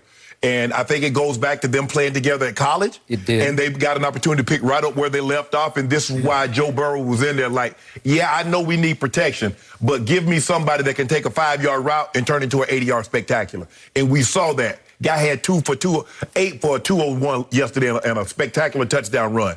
He's been sensational. Good luck someone beating him for Rookie of the Year. I think we should go ahead and hand him that award now, Skip. But look, Lamar made a great throw yesterday. You see the throw he made to Hollywood? Beautiful. I mean, sweet, yeah. I mean, so he's shown that he can throw the ball, Skip. I was surprised that their defense gave up 520-plus yards to this Cincinnati Bengals offense. Skip, Joe Burrow is better, way, way, way better than I thought he was going to be. My concern with him, I was like, well, Skip, the guy only started 1 year. He had a magical season. Are we sure this is a thing of foreshadowing of things to come? And the season before was not so magical. He was terrible. He was terrible, Skip. Yep. And I'm like, hold on. But he did the same thing. The same questions people had about Cam Newton, Skip. Well, he only started 1 year. And so how good can he be? And nobody had won a national championship at Blinn Junior Yeah, college. People don't really count junior college. They say that's the 13th grade. But that's you not. Saw it. Yeah. Okay. I saw what he did, Skip. I saw what Joe Burrow did and the talent that he had. Cam Newton did not have that level of talent at Auburn. Cam Newton single-handed, that might have been the greatest season ever as far as one individual dragging the team to a national championship. I would agree. But Skip, no, I'm not, I tell you what I did do. I undervalued Cincinnati and how good they were going to be this year. I did do that. That defense, Hendrickson, that came from New Orleans, Skip, he's been a monster. He's a difference maker. He is. Baltimore could not protect Lamar yesterday, and I was surprised by that. So give Cincinnati credit. They're going to be a major player in this division, but I'm not overly concerned with the Ravens. I am, because of the way this game unfolded. And I agree with you on the Bengals. I did not see this coming this soon. The Bengals are reminding me of my Cowboys in that they're a young, talented team that is starting to flex its muscles and look around the locker room and say, hey, wait a second. Why not us? We're this good, man. Look what we can do. Right. We're as good as they are. Right. So here's what got me about yesterday. This is at Baltimore. Yeah. And early in the third quarter, Lamar does what Lamar's been doing a lot of. He hit Hollywood with a thing of beauty on the back line of the end zone. And all of a sudden I look up and it's 17-13 home team. This is early third quarter. Right. And guess what happened after that? A whole lot of orange happened after that because the Bengals went crazy. They outscored them 28-0 the rest of the second half. And every play was a highlight play because it goes to that Uzama, the tight end from Auburn. He had two. You know, he had two, C.J. Uzama. He had a 32-yarder, and then Jamar got loose on a little 3rd and 2 play where he just split the 3 DBs, and he was just gone. Once he's loose, he is loose gone. Right. And then my man Joe Mixon, University of Oklahoma, I told you before that draft, he can play. Right. He had a very ugly incident, which I will not even try to defend. Right. But the point had he was... not had an incident, he'd probably been a first rounder. Hey, would he have been? Because he can just play. He can catch it as well as he can run it. And then my other man, Samaje Perine from the University of Oklahoma, he got loose for 46 at the end. Right. So I just gave you 4 big plays, like busts on defense. And that's the thing, Skip, and the Baltimore Ravens don't normally give up those kind of plays. Look, what Jamar Chase, Skip, Marlon Humphrey is no slouch. The guy's an all-pro. Oh, God. And Jamar Chase made him look like a practice squad guy. He did. But there were 3 of them there. He just split them, and he was gone. Yes. I think it was 3rd and 2. I think it was short, But, I mean, this is the Bengals, Skip. I did not see this coming. Okay. I did not see it. Because, you know, Skip, we know we've all been same old Bengals. Same old Bengals. It's either the Ravens or the Steelers. Ravens or the Steelers. And a lot of people say, well, Cleveland. Cincinnati's like, why not us? Okay. And so Baltimore even won the turnover battle because they had none. Right. And Burrow threw the 1 pick. Right. And Marlon Humphrey got that. Okay, so it's 1-0 turnover battle, and it's still 41-17. Yeah. Really? Skip, 416 yards. Whew. You realize that's 2 out of the last 3 games that Baltimore's defense has given up 500 plus. Yeah. That's not a good sign. Right. So on the concern level, I'm going to go to a 7 for Baltimore, only because that team is starting to control your division. Right. They're in your division. Oh, Cincinnati, because that's what I'm saying. If I'm not mistaken, they've already beaten Pittsburgh and they've beaten Baltimore. They have. Okay. So they're like, hold on, we the new beast. We the new kings of the North. Yep. And Lamar was okay yesterday. He had his moments, but then you look at the final stats and you say, wait a second, 15-31, that's below 50%, right?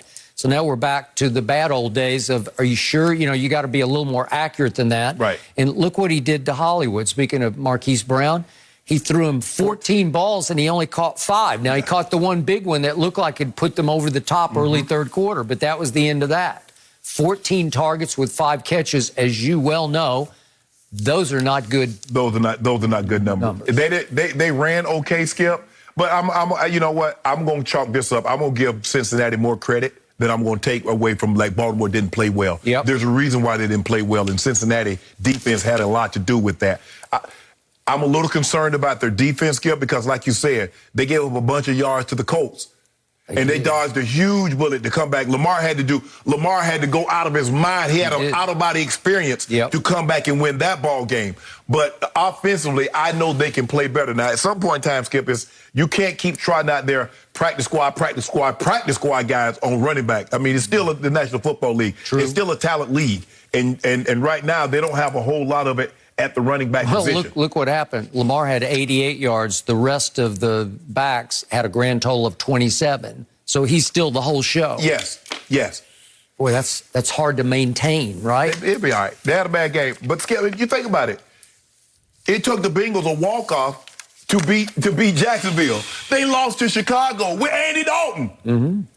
And they lose, we saw the kicking for, they both missing field goals against Green Bay. In overtime, they lose by 3. And then look, the Ravens are good, Skip. We saw what they did.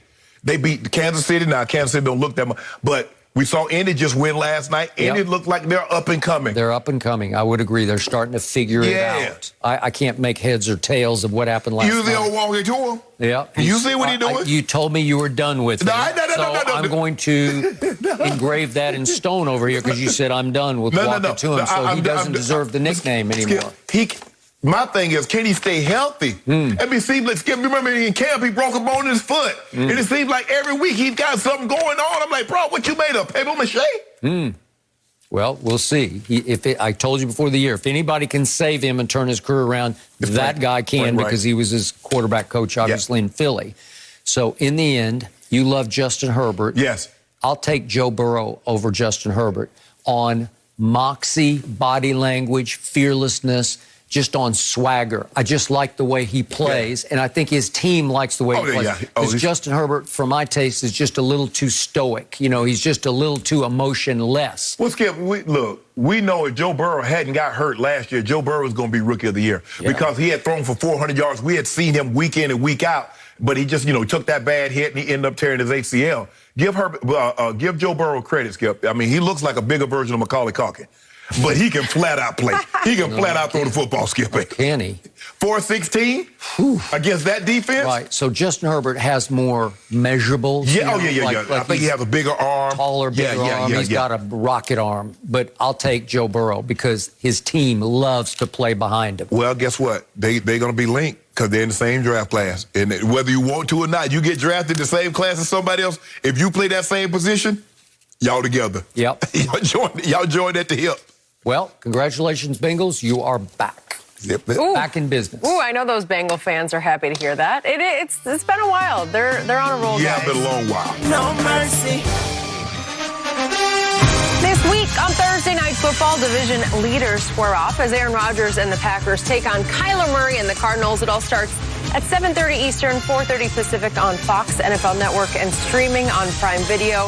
What a matchup. It's going to be a great one coming up in just a couple days. Well, Tom Brady and the Bucs defeated the Bears 38-3, the Michigan product, through 4 touchdowns, including the 600th of his career, making him the first player in NFL history to reach that milestone. Tampa is now 6-1, giving them the best start in franchise history. Shannon, where do the Bucs rank among NFC contenders right now? Well, I'm not going to move them up on my ranking for beating a bad Chicago Bear football team, especially with a rookie quarterback. So I'm not moving them up. Right now, I have them still behind the Rams and the Cardinals. And, Skip, the thing is, I believe that Tampa would have to travel if these teams were playing in the playoffs because the Rams have already beaten them. So they're head-to-head. They would have to go to the Rams. The Cardinals are undefeated. They would have to go to the Cardinals. So with that being said, and I don't think either team, no matter what, Skip, is going to be more than a 3-point favorite.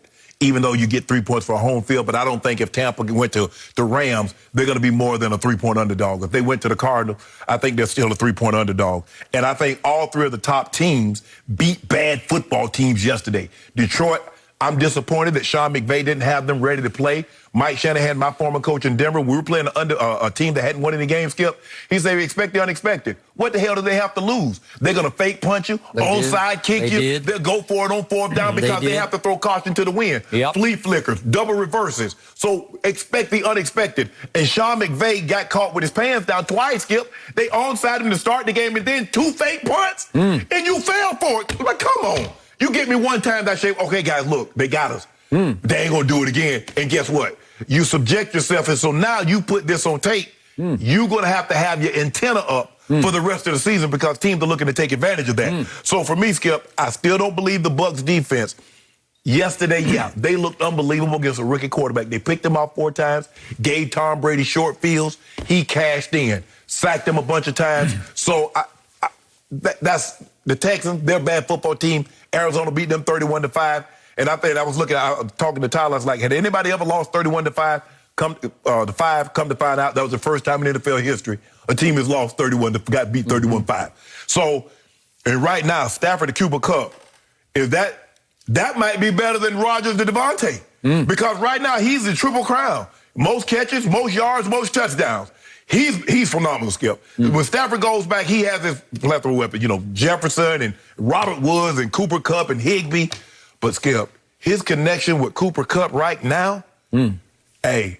So you have the Bucs third? I got the Bucs third. Ahead of Green Bay and Dallas? No, if you notice, I don't remember saying anything about the Cowboys. I said Rams, I said Cardinals. Well, I'm just trying to figure out your pecking order Okay, here. Rams, Cardinals, Bucs, Cowboys. You're doing Cowboys ahead of Aaron Rodgers? Yeah, I got to. Really? Yes, I am. Yes. After his big win over your Washington team yesterday? Really? Yeah. Tyler Heineke, as you call him? but I saw them suffer a major setback of getting blown out by New Orleans. So okay. All right. They have the worst loss of those teams. They still have the worst loss. Shannon Sharpe. Yes. I tried to warn you. This is going to be another year of the Buccaneers. Tampa Bay is going to rise again and win a second straight Super Bowl because Tom Brady is going to win MVP at age 44, and he is off to the races. Yesterday, he had the highest QBR of anybody who played in Week 7 in the National Football League at 93. Pro Football Focus is grading him as the best quarterback in pro football so far. They have, obviously, they're off to the best record in franchise history. That's not saying a whole lot. They ain't saying much. Okay, I got it. But they're at Saints next Sunday. They are a 4.5-point favorite to win at their arch rival within the division because the arch rival now has Jameis instead of Drew Brees. Right. So, and again, I have respect for Jameis, but he's not quite Drew Brees. No. So it's not going to be quite what it was last year when New Orleans beat them both times in the regular season in the opening game, obviously at the Superdome, and then just devastated them on Sunday night at Bucs, right? It was a turnaround, turning point game. You could also argue the Kansas City game was for the Buccaneers.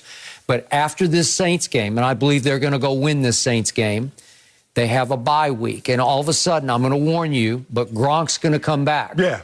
And I'm going to warn you that the speed receivers are going to come back. Antonio Brown and Scotty Miller will be back.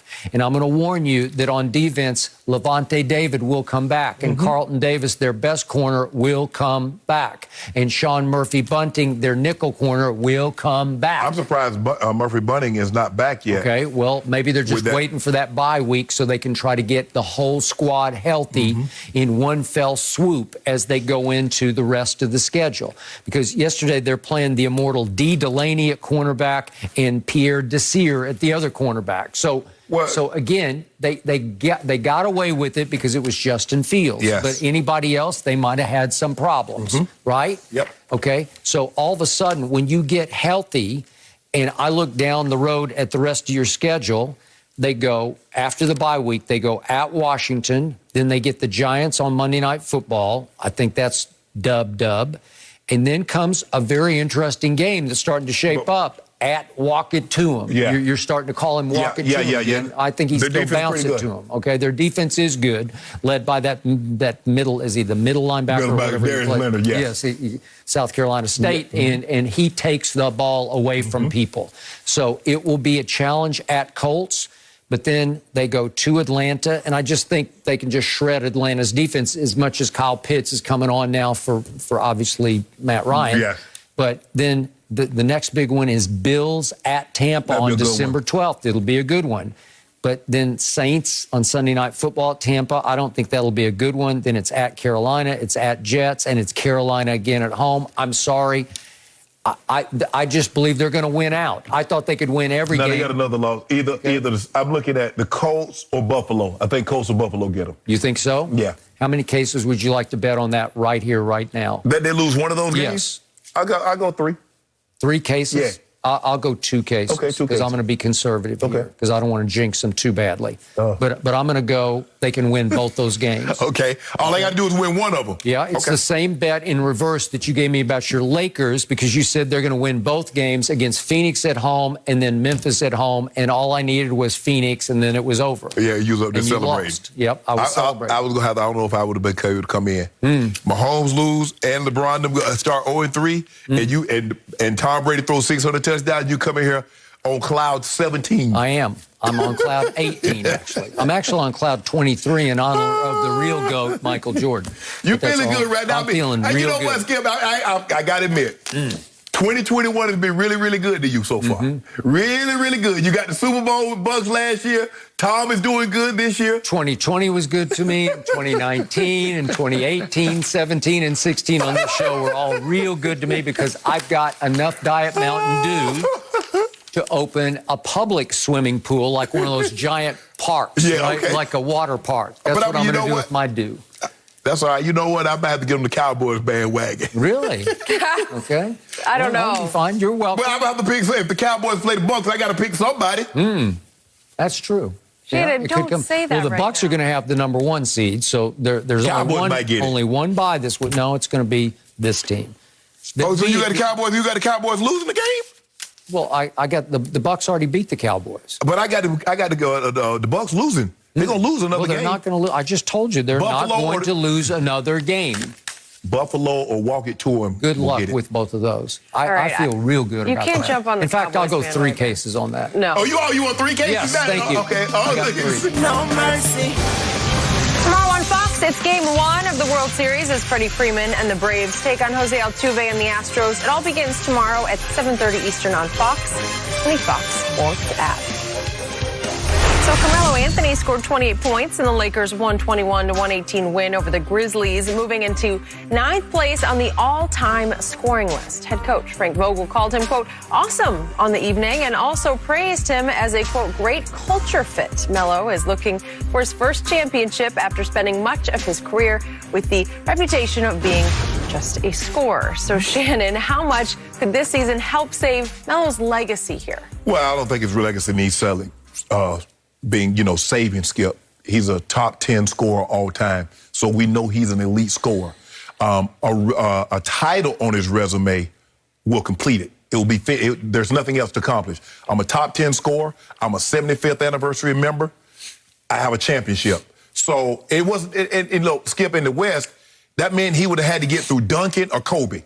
We believe those 2 guys are top 10 players of all times. In the East, he'd have had to get through a prime LeBron. We believe LeBron, no matter what you think he is, 1, 2, or 3, he's a top 3 player all time. So if there's no shame in not being able to get past Duncan and Kobe in the West or LeBron in the East. Now, and plus, Skip, he's had to reinvent himself. For the longest time, Carmelo couldn't see himself as a 6th man. He couldn't see himself as a bench player. Skip, you remember when he went to OKC? Do I? Hey, P, they had me about to come off the bench. He laughed. And it turned out that was the role. He had to swallow that. Skip, it's hard. I'm a 75th anniversary player and I'm coming off the bench. How many 75th anniversary players, not very many, have been what Carmelo Anthony is? Thank you. That's the point. Yes. Yes. And had to reinvent themselves as now, I'm not that anymore. I'm this and thrive in that role. Yep. So, Skip, a championship will complete his resume. Job well done, Melo.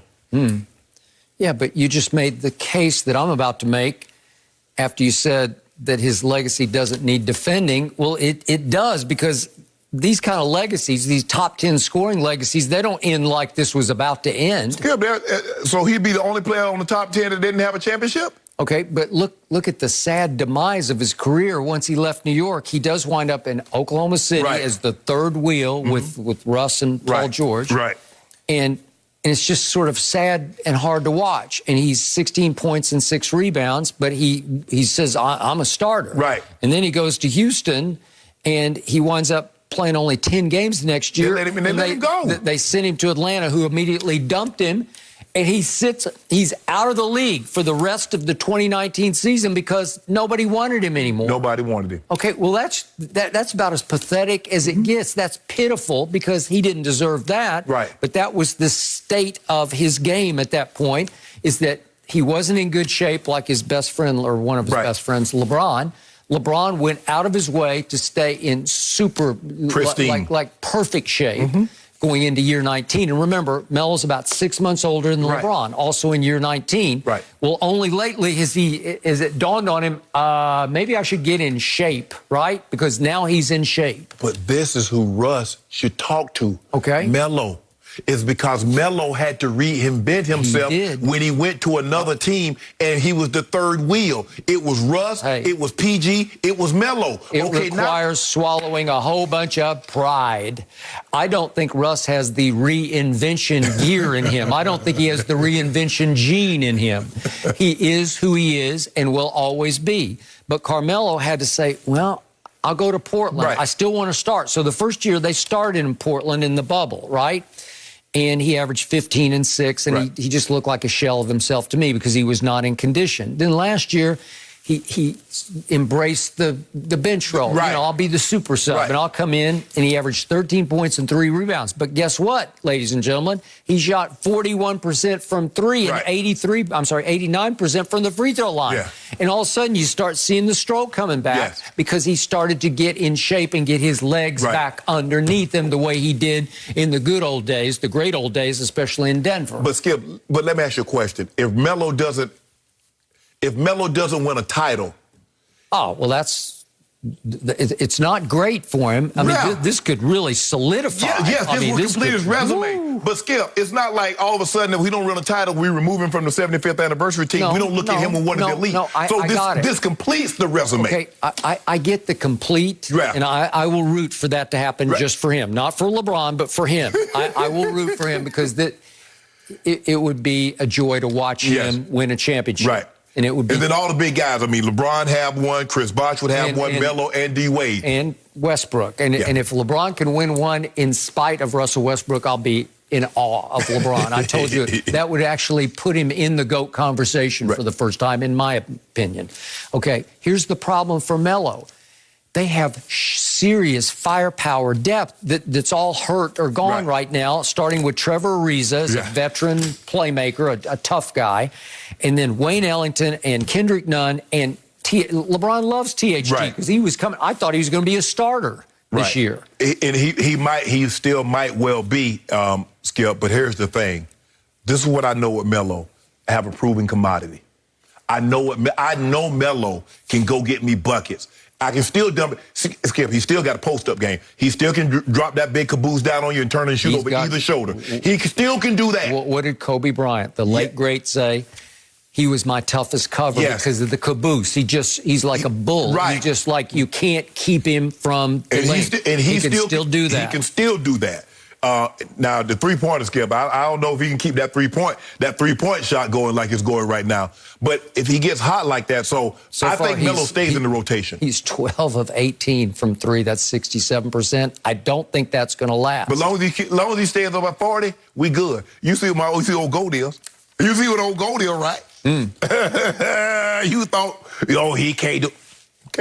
Okay, it's 3 games, and history says that he's a 34.5% career three-point shooter. We're rewriting history. Are you? In year 19. You have become nothing but a spot-up three-point shooter. That is what we are. While Russ has the keys to the kingdom. You know what we did like that? We put that thing on and laid it up. We go to the hole still. Laid what up? The ball. LeBron. He shot a running hook shot in the fourth quarter, and I'm like, well, where's that been? Saving it. He shot 4 shots in the paint last night. That's not LeBron James. Well, Skip, it's hard to shoot the ball when you ain't got the ball. I mean, shoot the ball in the paint when you ain't got the ball. Well, the wrong guy's got the ball in his hands. But we got to boost his confidence. But Melo's got the right idea. See ball, touch ball, shoot ball. It's got to be gone. Huh? That's all right. I told you, I haven't seen anybody as anxious to shoot this side of a Clint Eastwood Western, right? You're right. But guess what? Gone. We'll work out the kinks on your team on Tuesday. All right. Well, great. What's left of my team? We got nobody. I want to go back to this. We've got some details on Tom Brady's 600th touchdown pass and the fan who wound up with the game ball. Great stuff here. Yeah, good thing that fan wasn't me. No mercy. Brady threw his 600th touchdown pass early in the game yesterday, but Mike Evans accidentally gave the ball to a fan in the stands. Team officials negotiated with the fan to get the ball back, reportedly giving him a different game ball, a signed jersey, and a $1,000 gift card to the team store. The reaction, Shannon, should the fan have given the ball back? Hell no. Guess what I'm getting, Skip? What? I'm getting season tickets for the rest of my life. Okay. I'm getting 2 signed jerseys. I want to sign football. And if you make the Super Bowl at any point in time when Tom Brady's, I'm going. That's what I want. How valuable is that ball to you, Skip? Ain't no way I'm giving it for a signed football and a $1,000 gift card. You're not getting that ball back with less than giving me season tickets for the rest of my life, two signed jerseys, a signed football, and I want tickets to the Super Bowl. I thought you'd hold out for hard cash, like a cool million. No.